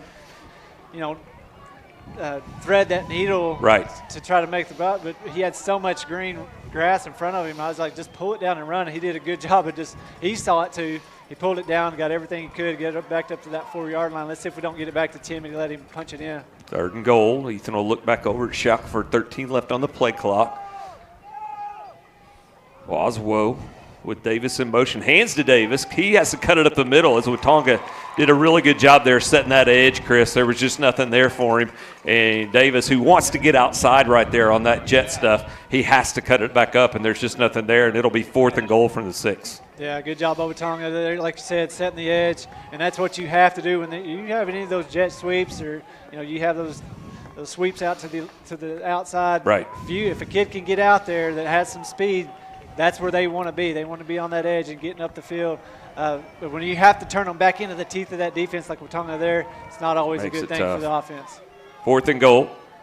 Boswell back, goes left side. He's got Higdon, a little bit behind him. Great route by Higdon there. He had his guy beat to the outside, the ball just a little bit behind Max. But Cashion turns it over on downs. Tough possession there. 1st and goal on the half-yard line. And after the 17 penalties back and forth, Cashion ends up short. But, hey, not terrible here. We got them pushed back in a bad spot. So let's see if our defense can rise up here and make a play deep in Watonga's side of the field. Yeah, I see Austin Compton down there giving the safety signal.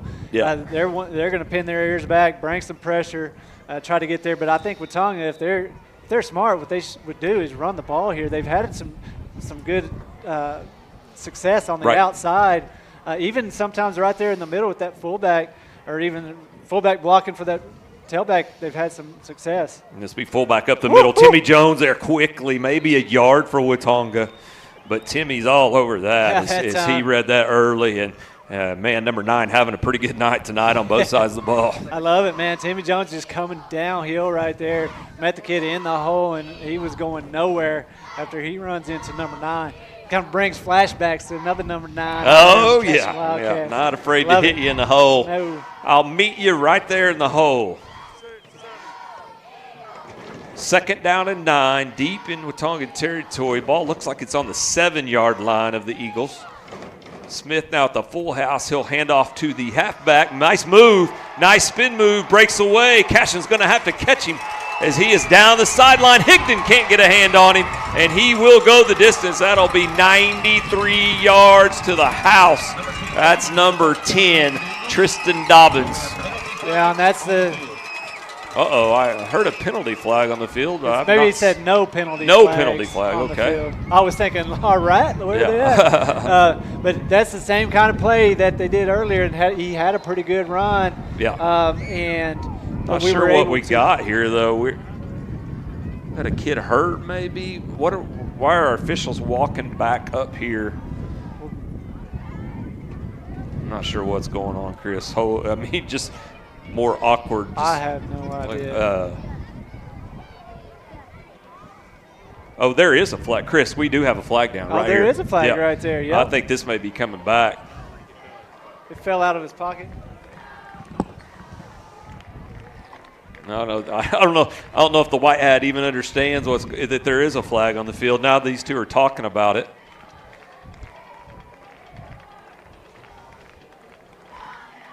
Still no idea what's going on.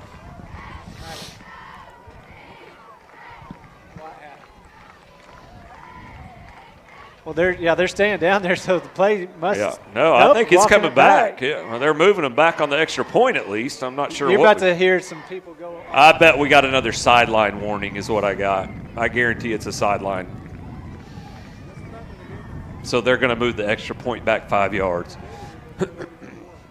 This has got sideline warning written all over. Yeah, he's telling them. The coach turning around and going back back up, guys.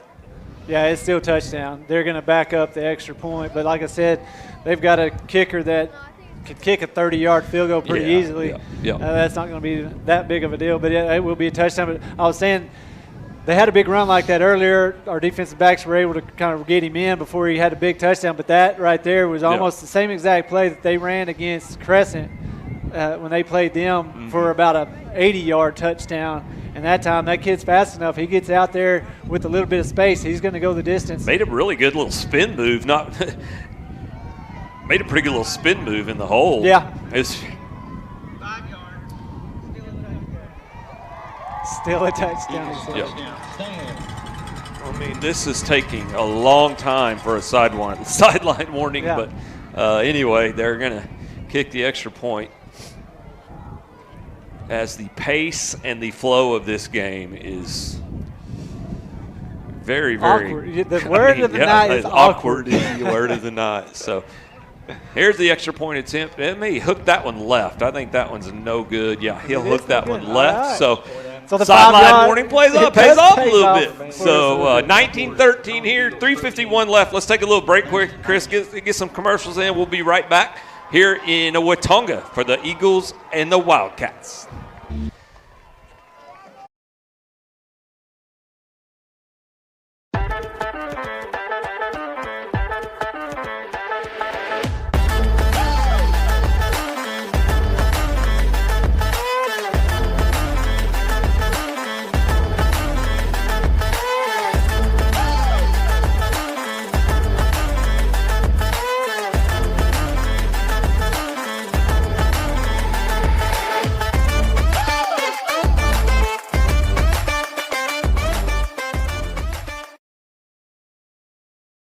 Presenting Regato Ranch, located within the Cashion School District and offering homebuyers the experience of small town charm with a modern world of shopping, dining, and healthcare just minutes away.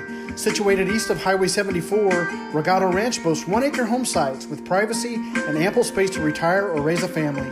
To build your next home from the ground up or to inquire about new properties currently for sale, contact Brandon or Shannon Cotter with Iron Creek Homes and C7 Realty. Come find your forever home at Regato Ranch. And go Wildcats!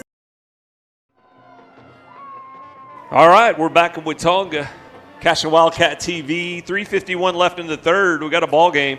Wildcats lead 19-13. Cashion about to receive the kickoff here after the long Watonga touchdown run. Quite a turn of events there, Chris, as Cashion's about to punch it in to go up by 3 scores. Can't get it in, and then Watonga quickly returns the Mojo back to their sideline with a big touchdown run.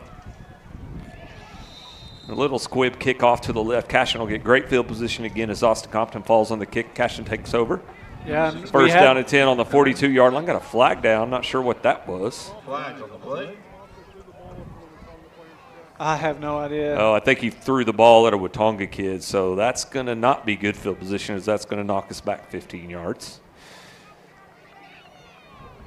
I think, but it wasn't a throw at him like it was. I think he was just more threw like, it backwards. Hey, yeah. here's the ball. It's y'all's ball. Nonetheless. Oh, my good Lord. So unsportsmanlike conduct on Cashion will back it up 15 yards as he threw the ball, and it hit a Watonga kid. I'm not sure if the intent was there or not. I, to be honest, didn't really fully see it. But the way things are going right now, with the chippiness, it's just kind of where we're at in this game. It continues to get more awkward as we go along. So 3:51 now. Instead of Cashion starting at the 40, they had it at the 42, so now they got him down at the 32. Oh, excuse me, no, the 27. So, 15-yard penalty there. Cashion take over first down and 10. Waswell in the backfield with Timmy Jones. Waswell gets the snap, drops it back, got pressure coming from his backside, gets it off to Higdon, wide open down the middle, and Max cannot hang on to that when it falls incomplete. Second down and 10. Cashion kind of. That's the same play that they ran earlier. Yep. Max caught it.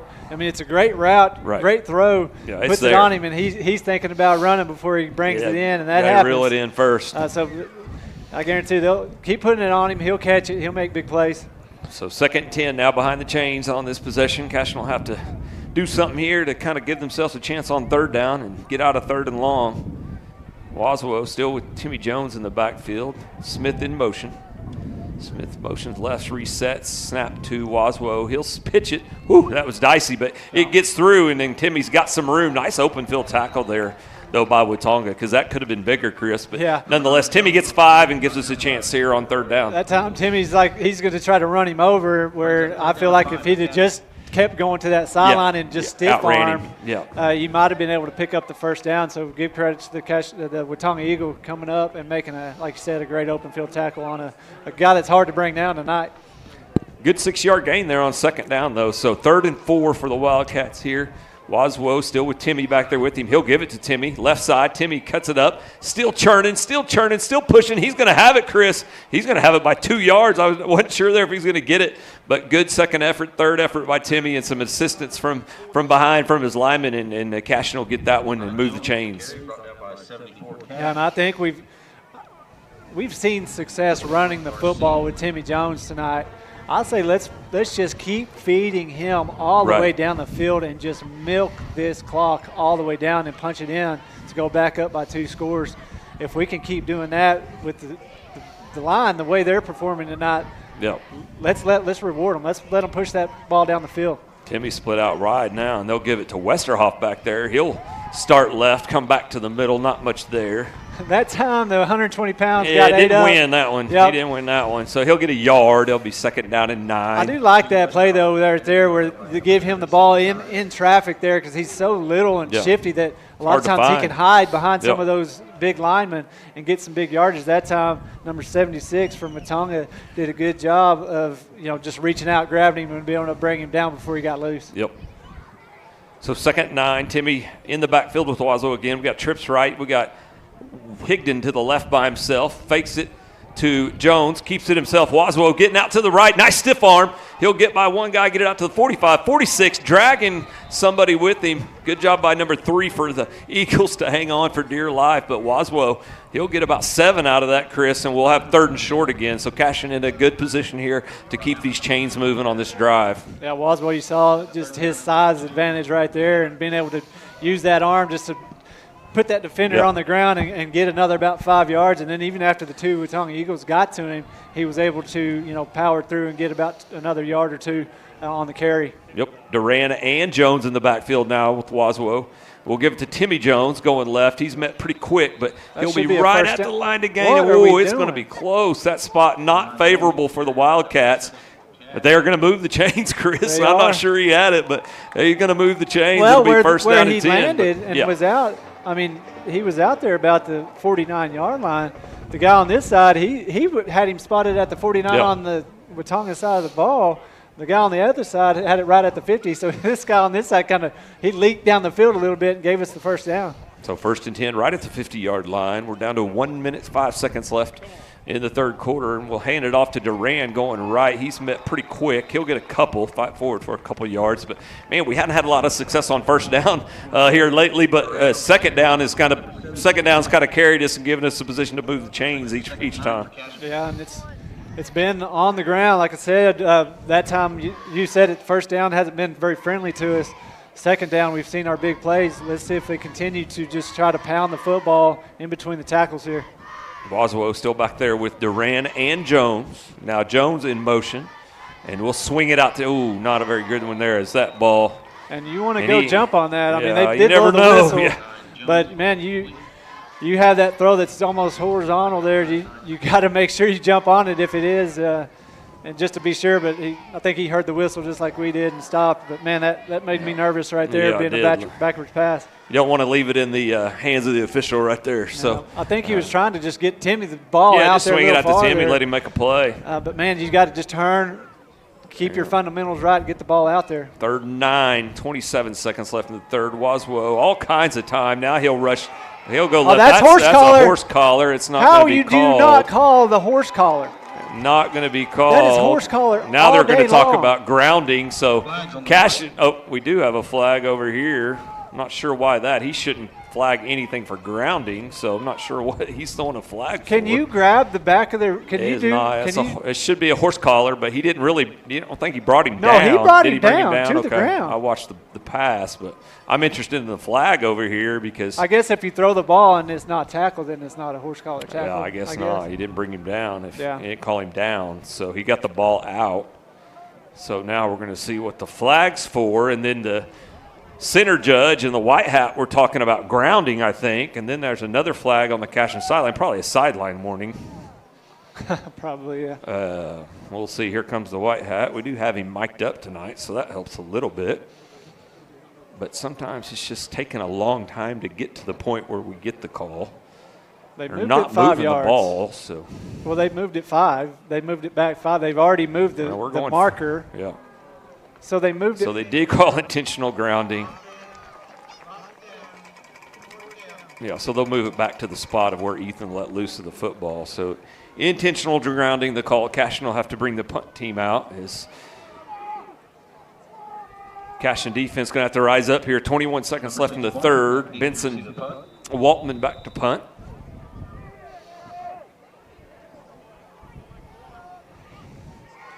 He'll get that punt off. Nice high punt this time. That's going to hit around the 33, get a decent Cashion bounce. It'll continue to bounce down to the 27-yard line, roughly, where the Eagles will take over. They'll have a play or two here in the third with 13 seconds left. Cashion still hanging on to that 6-point lead, Chris. Yep, it is. I mean, you had, like you talked about earlier, you had a chance to go up by 3 touchdowns or 3 scores at least. And, man, just a swing of events with the big 93 yard. I think it's 93, yep. 93-yard run to put them within a touchdown of us. And then we come out and just can't really move the football. Do get a good punt, back them up a little bit. But, man, defense is going to have to step up here, get the ball back. And then, right here at the end of the third quarter, and it's going to come down to that fourth quarter, who wants it more? Yeah, hopefully we can get that fourth turnover of the night in this possession. Trying to turn that field position back. Option game. Good job there by the Cats. Holy cow. Great job by Caleb Duran staying home on the quarterback. And then there was number 2, Westerhoff, all over his assignment on the halfback pitch. So great negative play there for Cashion on the first down of the possession. Last play of the third quarter. So we'll end the third quarter. We'll take a few commercials here and get you guys to those, and we'll come back and wrap this thing up in the fourth quarter here at Watonga.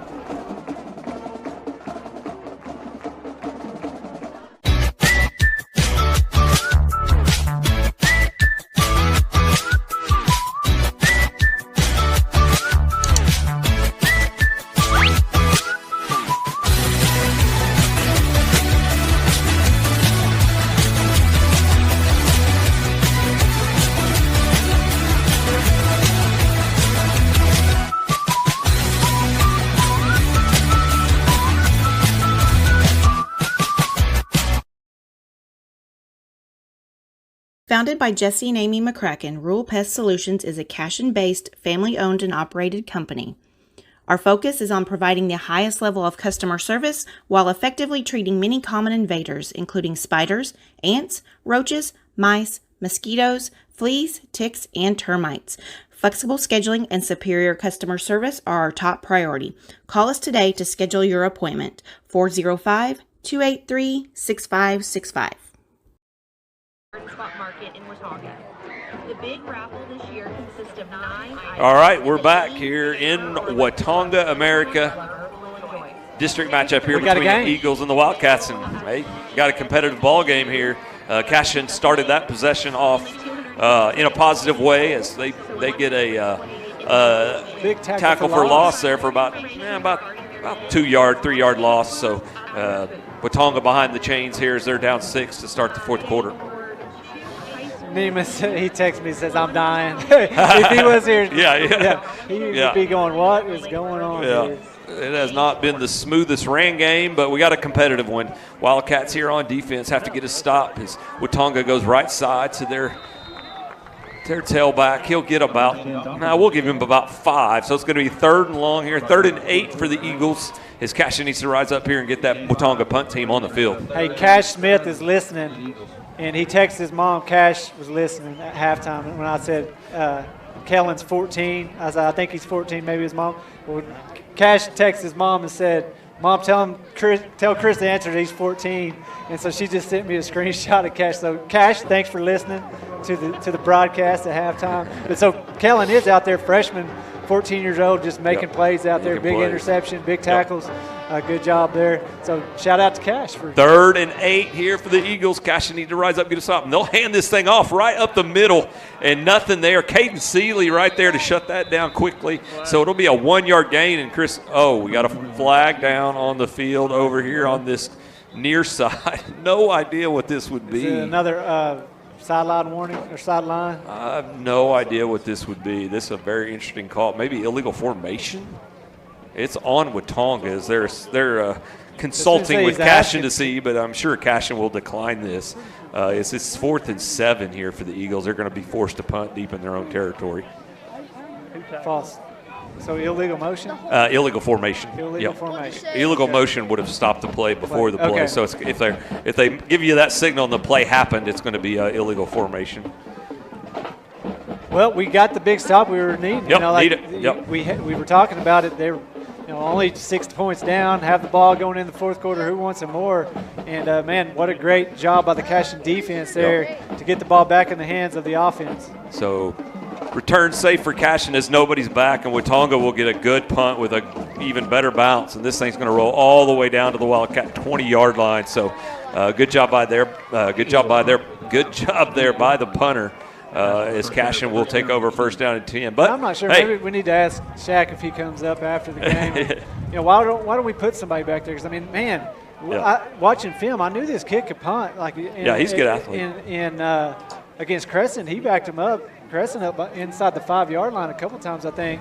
And so just when you have that much space right there, we would have had plenty of time to catch that ball. At least maybe just fair catch it. Yeah. But maybe you just don't have anybody that you can trust back. Right, Let's just playing it safe. Let's play safe. Let's put it back in the hands of our offense. Waswell drops back first down. He's looking deep right side. Got Higdon one-on-one. Higdon right there. Oh, off the fingertips. Can't make the catch. And Max is down here.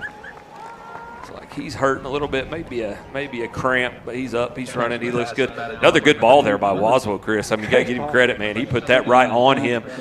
Tight coverage, and he put it right where Max had a chance to reel that in. Yeah, great ball by Ethan. Max is going to want that one back. There's going to be a few Max ones. But Max had a great first half, a couple of interceptions, big touchdown. Right. The second half, got to get that focus back, fourth quarter. Let's see if he doesn't have a big play to end this game. Yeah, and taking that chance on first down and not coming down and not coming through. Now you're behind the sticks here as we'll go option left, pitch to Timmy. Got to have to get outside quick. A lot of pursuit coming. Maybe a face mask, no call. As that first hand was way up high on Timmy's helmet, but I guess he didn't grab the face mask. So Timmy will get a couple, maybe 3. We'll give Timmy 3. It'll be 3rd and 7. So big play here is Cashion needs to get these chains moving, work this clock down a little bit, and keep this possession alive. Yeah, I think you get, if you get 4 yards here, make it 4th and 1, 4th and 2, I think we'll go for it. But you're going to have a big play here. Just keep moving those chains. You want to keep the ball in your possession in this fourth quarter. Waswell drops back. Got plenty of room to the right. Might run it. Nope. Tries to pass it, and nobody's there. I'm not sure why he didn't take off. He had a ton of room to the right to get to at least close to the sticks to maybe think about going for it. But now it's definite punt time for Cashion on 4th and 7. Yeah, that was kind of the same play that we had down here close to the end zone earlier, where he just pulled it down and got what he could. That time, like I said, if you could have just got 4 or 5 yards there, put us at 4th and 1, 4th and 2, might have had a chance to go for it, pick it up. But there with the incomplete pass, I think if he just makes that pump right there and sells like he's throwing, he's probably definitely running for the first down. But nonetheless, Cashion punting, Benson Waltman back out, and he'll get one off, and that'll bounce somewhere around midfield. Oh, takes a Watonga bounce, and Cashion will down the ball inside Cashion territory. Watonga will take over first down from the Cashion 48-yard line, down by 6. So here we go. The big punt from Watonga. I mean, just not having anybody back there to stop that roll. It paid off for Watonga. Yeah, it's probably about 15 yards. Yeah, because, that puts us now, backs us up, puts them in great field position. But here we go, defense putting you in another position, have to step up, get the ball back in the hands of the Wildcats. Because, we'll see what they decide to do here. But, if they keep running the ball, we've been running the ball quite a bit. Right. See how, shorten that game up if you're Cashion Wildcats with the lead. Keep them in bounce, keep the clock rolling. It's been more than anything. It's just been the big play for Watonga. I mean, Watonga's they're living off the big plays tonight. And Cashion's just got to, got to wrap up. And at first contact, got to make that tackle and limit the big plays for the Eagles here. Back to the fullback, got his tight end popping out, and he drops it for a for sure touchdown.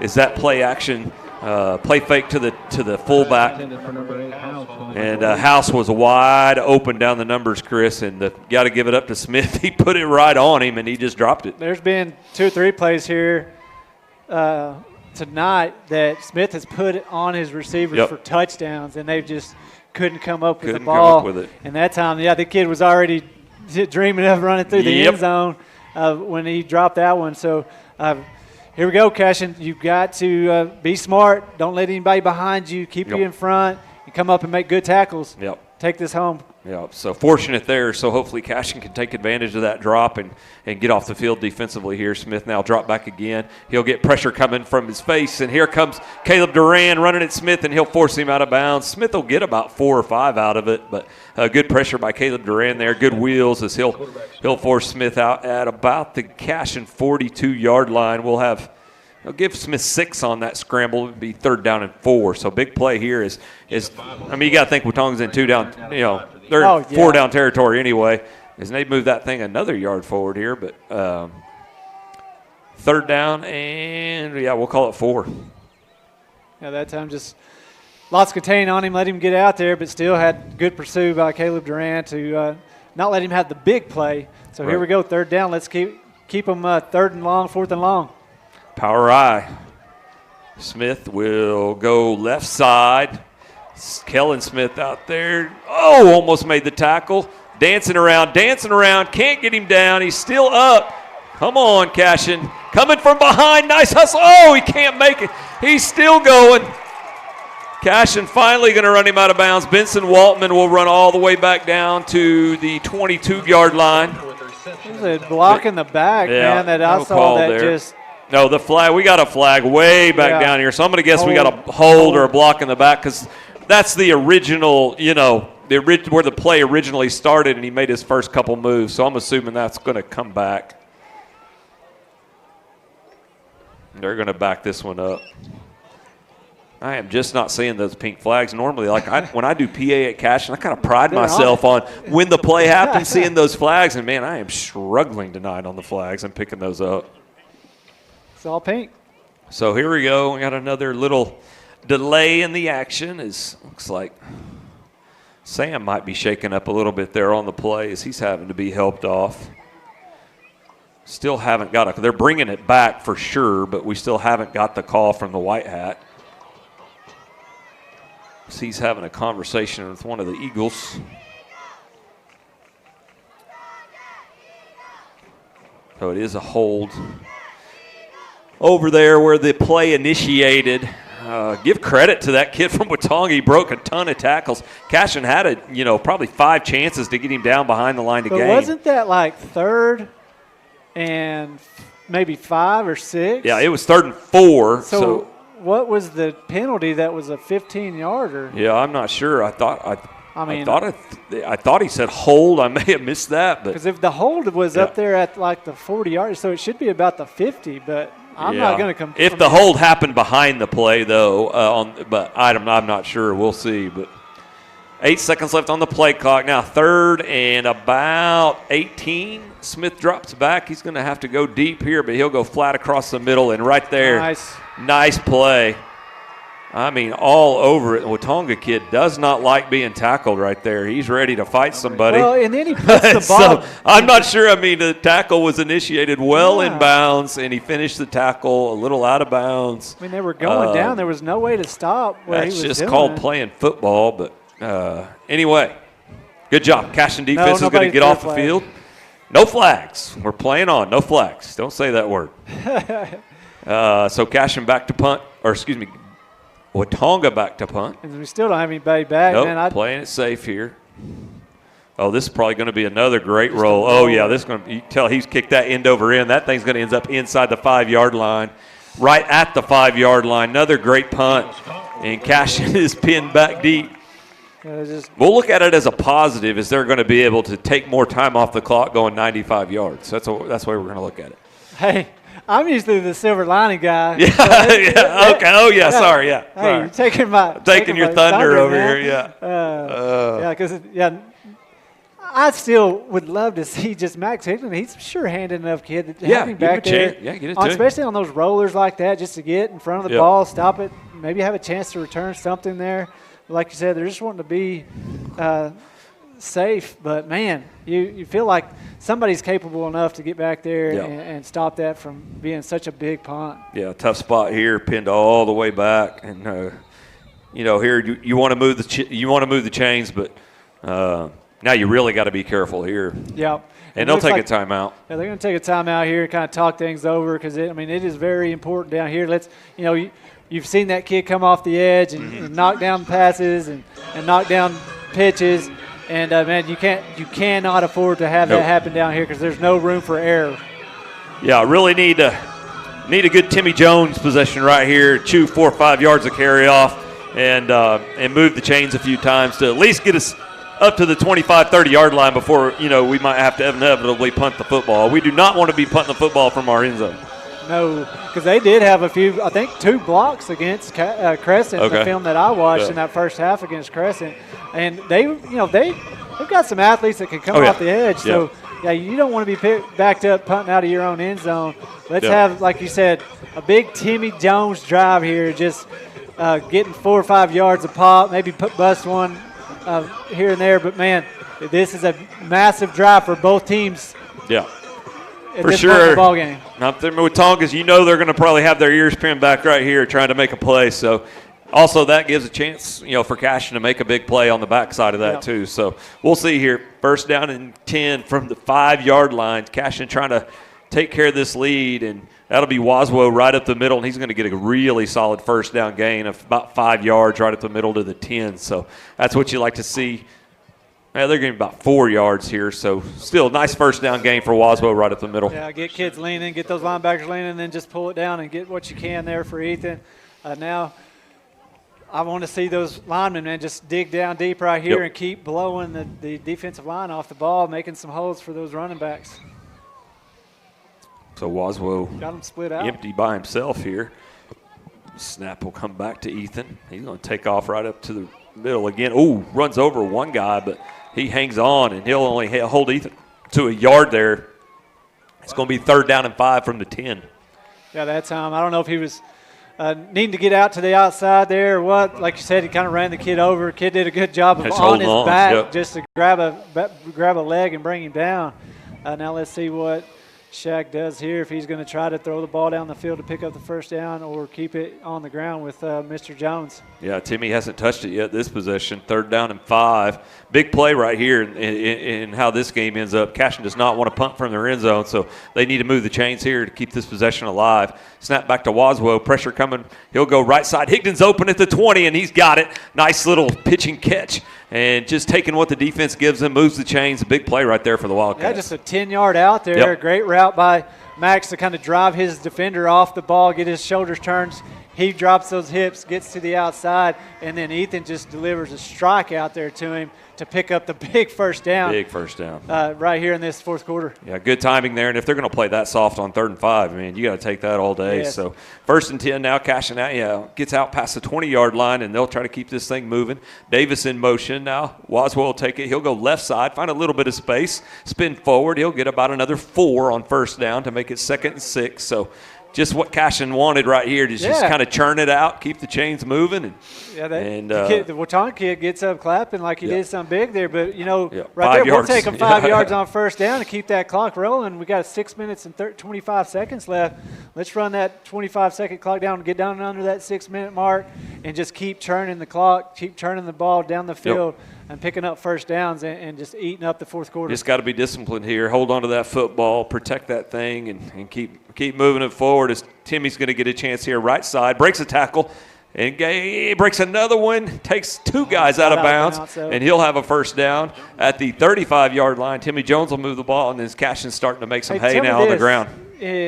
So I looked it up the other day in the NFL. You run out of bounds if it's 5 minutes or less, or the clock stays stopped. But if so more like than right 5 now, minutes, they'll keep it going. going. Even though he ran out of bounds, clock still runs, so it's going to come on down. Keep running. So once they get everything situated after everybody's back in bounds and ready to play, they'll get the clock winded. So here goes Waswo with Timmy in the backfield. Waswo will fake it to Timmy, and he'll keep it right side, nothing there, as Watonga was all over that. Probably should have given that one to Timmy as he had all kinds of space over here to the left. So 2nd and 10 now. So the first time on this drive, Cashion's kind of behind the chains here. So, but they've taken about 3 minutes off the clock already on this possession. So a couple more first downs, and we're putting ourselves in a pretty good spot. Yeah, no doubt. And that time, like you said, Ethan kind of had that that option to hand off or keep the ball. And yeah, that's one he's going to go back and watch on film and go, okay, maybe I didn't see what I thought I did. Yeah. Oh, tries to go over there and just kind of predetermined that. And it looks like he just kind of predetermined that throw. That's that same throw that they connected on earlier to move the chains, and Watonga was all over it there. And so Cashion's third turnover night, and that'll even up 3 turnovers for each team. And Watonga's in business now, Chris, with 5:01 left in the fourth quarter, down 6 with the ball. Yeah, and right there, we didn't have a big play on first down, but I still think we had we're out there close to midfield. Let's keep just running the ball, keep the ball on the ground, and keep just eating that clock. Maybe pass the ball on that third down in those third down spots. But man, that turnover there, Cashion Wildcat defense is going to have to step up. Yeah, reverse action here. Cashion going to have to make a tackle. Good job by Westerhoff. Yes. Right there, 10. He's the one that had the big touchdown. Oh, yeah, he's tough to handle. He could have kept coming out here to this sideline and get around the edge. It could have been a big play. Good job by Westerhoff there to turn him in and make the tackle. Yep, so gain of 5, second down and 5. Cashion's going to have to buck it up here. 4:39, clock running in the fourth quarter. Cashion up 6. Here at Watonga, we got a tight one as the Eagles now driving inside the Cashion 40-yard line. Smith under center now, single back. A double wing. One in motion, and they'll give it to the fullback. Branson had him. He breaks free of that. Compton now trying to hold on. Is right up to the 20-yard line. Big game. Tommy had a chance right there in the hole and just couldn't wrap him up and get him down. Yeah, good job by Tommy just to get that initial push through there. But you got to wrap up, just grab a shoelace, something to slow him down, because after he gets past that first initial push, there wasn't much back there. Luckily, we had somebody catch him and bring him down before the touchdown. But, man, that was a big run for the Watonga Eagles. So first down and 10 from the Cashion 20-yard line. Eagles trying to drive here. They're getting down in play clock danger here. 9, 8 seconds, 7 seconds left. They're trying to get this one off. Smith under center. He'll get the play off, and they'll go reverse again. May have been a hold right there, not called. Westerhoff makes a tackle, but, yeah, it looks like Matthew Stockton got held there. No, it was Benson was back there. Oh, was it Benson? He came through there, and the dude just grabs it looks like he just inside his shoulder pads and completely turns him around. I don't know how that's not called a hold right in front of the white hat. Yep, ends up being an 8-yard gain. Second down and 2.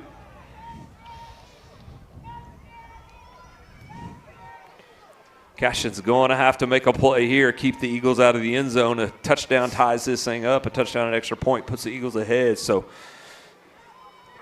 Smith now in the power eye again. He'll hand off to the right side. One tackle broken. Nice play there. Caleb Duran is able to get it shut down about the 11-yard line. Looks like he'll be just short of the line to gain. It'll be third down and about 1, little less than 1. Brings up third down and 1 for the Eagles. Big play here, Chris. Cashion can get a chance to make a physical stop and get them in fourth down. Yeah, just I have a feeling they're just going to line up and try to run the ball, with that fullback. They had a big run up the middle a while ago. See if they don't try to do that again here just to pick up the first down. But Cashion front, I don't know if they're getting tired or what, but you haven't seen the push that you saw in the first half of the game. There's Waltman there. He makes a play. Still picked up on the runner, down. But he'll get a good couple yards for a first down. It'll be first and goal to 9. Now time is becoming an issue as well, so we're down to 2:14. So Cashion going to find a way to get a stop because any kind of Watonga score, not a lot of time going to be left here for the Wildcats on offense. Yeah, and that's where, a while ago, we wanted that clock to keep turning, and when the ball is in our possession, now it's in a spot where they get in the end zone. They could run that ball. They could run that clock all the way down to where we have maybe 30 seconds left. Yep. Power eye again. Smith going under center, talking to his back. And he will give it to the fullback. Not much there. Tommy's all over that. Maybe a couple yards there on first and goal. Yeah, they didn't give him much. They gave him about a yard there. Good job by Tommy just to get through there. He's all over that. Second down and goal and timeout now with 1:31 left. Watonga will take their first time out of the second half. You want to get a few commercials here before we wind this thing down? Yep. We'll be right back for a thrilling 1:31 to end this thing in Watonga.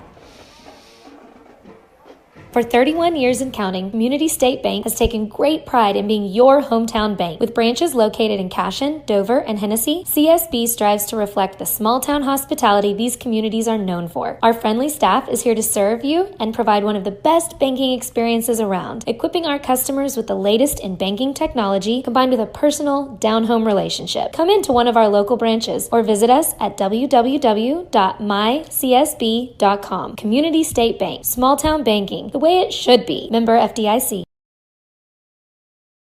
Support your school's booster club and get your business in front of thousands of potential customers. Talk about a win-win. Advertising packages start on this streaming station for less than $10 a game. Call 405-726-0835 or email adam@squirtle.com right now for more.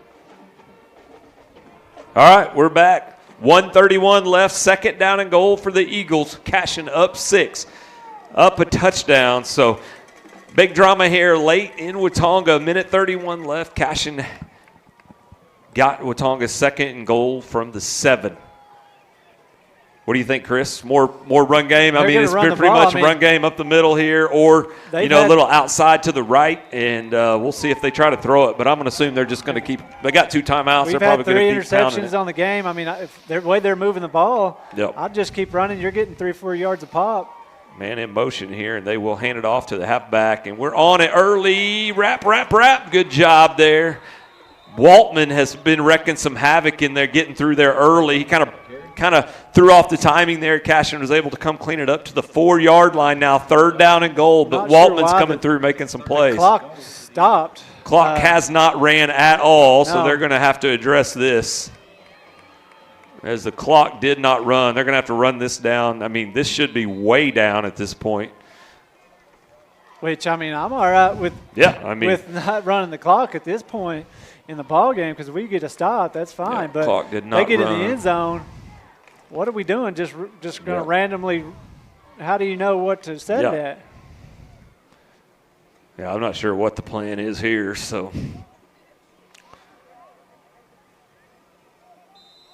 but I mean, and they shouldn't get a full 40-second play clock, and it should start. As much time ran off the play clock should have ran off, or the time clock should have ran off the play clock. Nonetheless, third and goal from the 4. If I'm Watonga, I'm waiting. Power eye out wide, cuts it up, and he's going to get in. Oh, we got a hold. It's coming back, and we got a hold on Watonga. That's going to be a big call here. Big call here.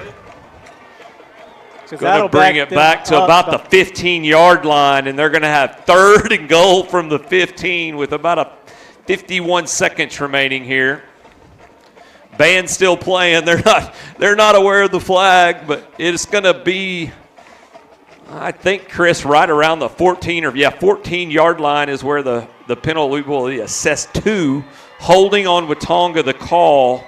It was a very obvious hold right there at the point of attack. I mean, you had to throw the flag. So third and goal from the 14. Now you got to be thinking they got to throw the ball here, Chris. I don't know that they're going to run it twice for 14, but we'll see what happens. They wind the clock, 50 seconds left.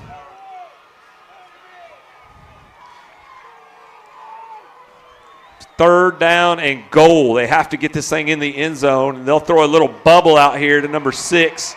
He'll break 1, and he'll go out of bounds at about the 8-yard line. Good job by Cashion. Just kind of getting him corralled and getting his momentum stopped. So one play here for Watonga, 4th down and goal from the 8. Cashion he's a good little going to have to player, make a play. He's cramping up. You hate to see that. Yeah, you hate to see that for Watonga. They need him out there on this play. I'd call timeout if I'm Watonga and try to get him figured out. They called timeout there because you want him on the field if you're Watonga. But, man, you know what? Right there now, this is ball game. I mean, ball game, yeah, it's 4th down. Watonga still has 2 timeouts, but you can still have 2 timeouts and burn 33 seconds off the clock if you're Cashion. They have 1 timeout now. They haven't taken the one they just took. So they got 1 timeout left. So if they don't get in the ball in the end zone here, Cashion gets the ball back in their possession and they can down it's 2 knees or one knee. It's over at this. Well, 2 knees if they use their timeout. But so interesting. I mean, haven't seen them have really, knock on wood, any success throwing the ball here in the second half. They hit some couple deep balls in the first half, maybe one early third. They've had some opportunities. They just haven't caught the ball. But you know, you got to figure they got to have. I mean, maybe trick play. Got some. Some sort of gadget right here. Or I mean, I don't know what's going on now. Their quarterback is over here on the sideline with his helmet off. 6 is trying to get his cramp worked out, but that's their quarterback, right? Number 4, Smith. Yeah. So, not sure what's going on, Chris. Public service announcement. Role models are more important than ever in today's society. You can serve as a role model for others. Yeah, and I don't know. I mean, yeah, I'm not sure what's going on here. Very interesting is the quarterback's on the sideline with his. Official blew the whistle. Let's go. Let's yeah. roll it They got to out start there. this play clock pretty quick. You would think Cashion's coming out on the field, and now I'm trying to count the helmets. 4, 5, 6, 7, 8, 9, 10, 11 would be number 6. But their quarterback is not going in the ball game. He is right not here. going in the Are they game. gonna Very run interesting. like a wildcat or something. You know, like 10. He's one of their best players. He's the one that ran for the big touchdown. No, the quarterback's not. It's going to be field. some sort of gadget trick play. I'm not sure what we got going on here. Very interesting. Cashion's got a timeout if they want to burn it, but yeah. Little pop pass, it's not there. I'm not sure what that is. I don't know why you would take your quarterback off the field, Chris. I have no idea. That was easy pickings for Cashion, and that will inevitably end this thing and get the Cashion Wildcats a road victory in district. Wow. I mean, very early, you can see number 4, Smith, the quarterback, walk away from the little huddle on the timeout. In the huddle. And I think he walked away, took his helmet off in disgust because he knew he wasn't going to be in there for the last and he's still kind of standing over here by himself. Very, very interesting. And he is not having a good conversation with the coach right now either. So, wow. I don't think I've ever seen that in all my days. I have no idea. I mean, 4th and goal from the 8. What they were going to do was a little jump quarterback. Tim Tebow pass. Well, nobody really ran a route. There was nobody to throw the ball to. Yeah. So, we're not really sure what that was. But, hey. We'll take it. Cashion Wildcats. What was the word of the night? Awkward. And it ended awkwardly there as well. So, very, very different. I've never seen anything like it. So, Cashion just got to handle this snap, get down on a knee, see if Watonga takes that timeout, Chris. Doesn't look like they're going to. Nope. They do take the timeout. They're going to make Cashion snap it one more time. I would. You got it. You never know, especially where the ball's at right now. Yeah. Yeah. He drops it, kicks it. You might pick it up and end up in the end zone. But, yeah, what a weird dynamic the way this ended. Man. And it's not like he's hurt over here. He he is not hurt. He was not going in the ball game for that last play. And the kid's athletic. He's made some good throws. He's made some great throws. He's made the throws to win this game for Watonga. Yeah. They just haven't caught the balls. So, yeah, very interesting. But, give credit to Cashion. They found a way to make a stop there late. Tough to put your defense in that situation on the road in district. With the Watonga team momentum that they have. And they haven't won a game. They want this worse than anything. And been a while since, they got one on Cashion. And so, man, very interesting way to end this one. So we just got to get this thing snapped. I don't know that we can go in the gun here. I wonder if Shaq just takes a safety here maybe. Oh, yeah, that would just run around for – no, surely he'd be able to get it. Get it and get forward, but he's in the end zone taking the snap, so he's going to have to get forward. He does. He gets right across the end line, and we got a flag here. Somebody comes flying in. Why Watonga just can't keep their cool here. It's number 10. He's going to get flagged, and that's going to stop the clock, nonetheless. But they'll wind it though. You just don't want a kid, getting ejected at this point in the game, man. And he did get ejected, and so that's going to cost him. That's going to cost him the next game. One of their best players, if not their best player. So you hate to see that for Watonga. It's like they're going to lose one of their best players for another game, and so the frustrations just can't get kept in, and they'll wind that clock, and it's going to end it, Chris. So Cashion will get away with a road victory here at Watonga. Cashion back on their winning ways and get a road win, 19-13. It was awkward, Chris, but it's a W. We'll take an awkward W any day of the week. The awkward start was on me. Yeah, there you go. The whole rest of the awkwardness was on. There you go. It was just, but like you said, awkward or not. Yeah, we'll Cashion take it, comes man. away with the big win on the road in district. We win one more game in district, we're in the playoffs. And I think, which you see some kids not just walking away, not shaking hands, but watching some film on some of the other teams in this district, I don't think there's any – I think there is a possibility that we come away with some victories and is able and are able to make it to the playoff with this young group of kids. And if you can make it into the playoff with this young group of kids. Get that extra week of practice, at least one more extra week of practice, get that experience and taste of the playoffs. Yes, because then that just kind of gives you momentum going into the next year. Great win right here, a must win for the Cashion Wildcats right here. And rolling into next week, who do we have next week? Is it a Thursday night game next week? Thursday night at home, we got Christian School. CHA coming to town. Yeah, coming to town. That's a big game. That's basically a playoff game. Yeah, that right there. If we win that ball game, we're going to the playoffs, and they're in the same situation we are. Right, exactly. And so that's going to be a big. No, I mean, I think the good thing about we've seen improvement in these kids throughout the season. They are getting better in a lot of different ways. They're young. They're inexperienced. They're going to make mistakes. I mean, they make mistakes. They're going to make mistakes. They're young and they're gaining experience, but overall improvements are happening, and that's what you want to see with a young crew like this.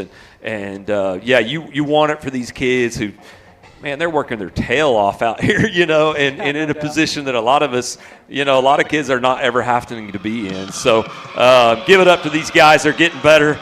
Add Coach Robertson back in the mix. You never know what's going to happen. Right. So I hope they get out there, get a W next week, and keep this thing going downhill. Well, now we can wrap this up, and you can go watch your OSU Cowboys. Yeah, I know they're hanging on, man. They're hanging on. They're blowing the lead. Too many field goals, man. That OSU game is kind of reminiscent of this game. Where it's hang on, baby. Hang on. Just hang on. Yeah. But great job by the Cashion Wildcats. Yep. Come on the road, get the win, and move on to the next week. Give themselves an opportunity to make the playoffs. Yep, be great. We'll see everybody next week. Thanks for watching. Thanks for hanging in with us through the technical difficulties early. We're glad you guys got to watch this one. Glad Cashion got a W. Thanks for Cashion Wildcat TV.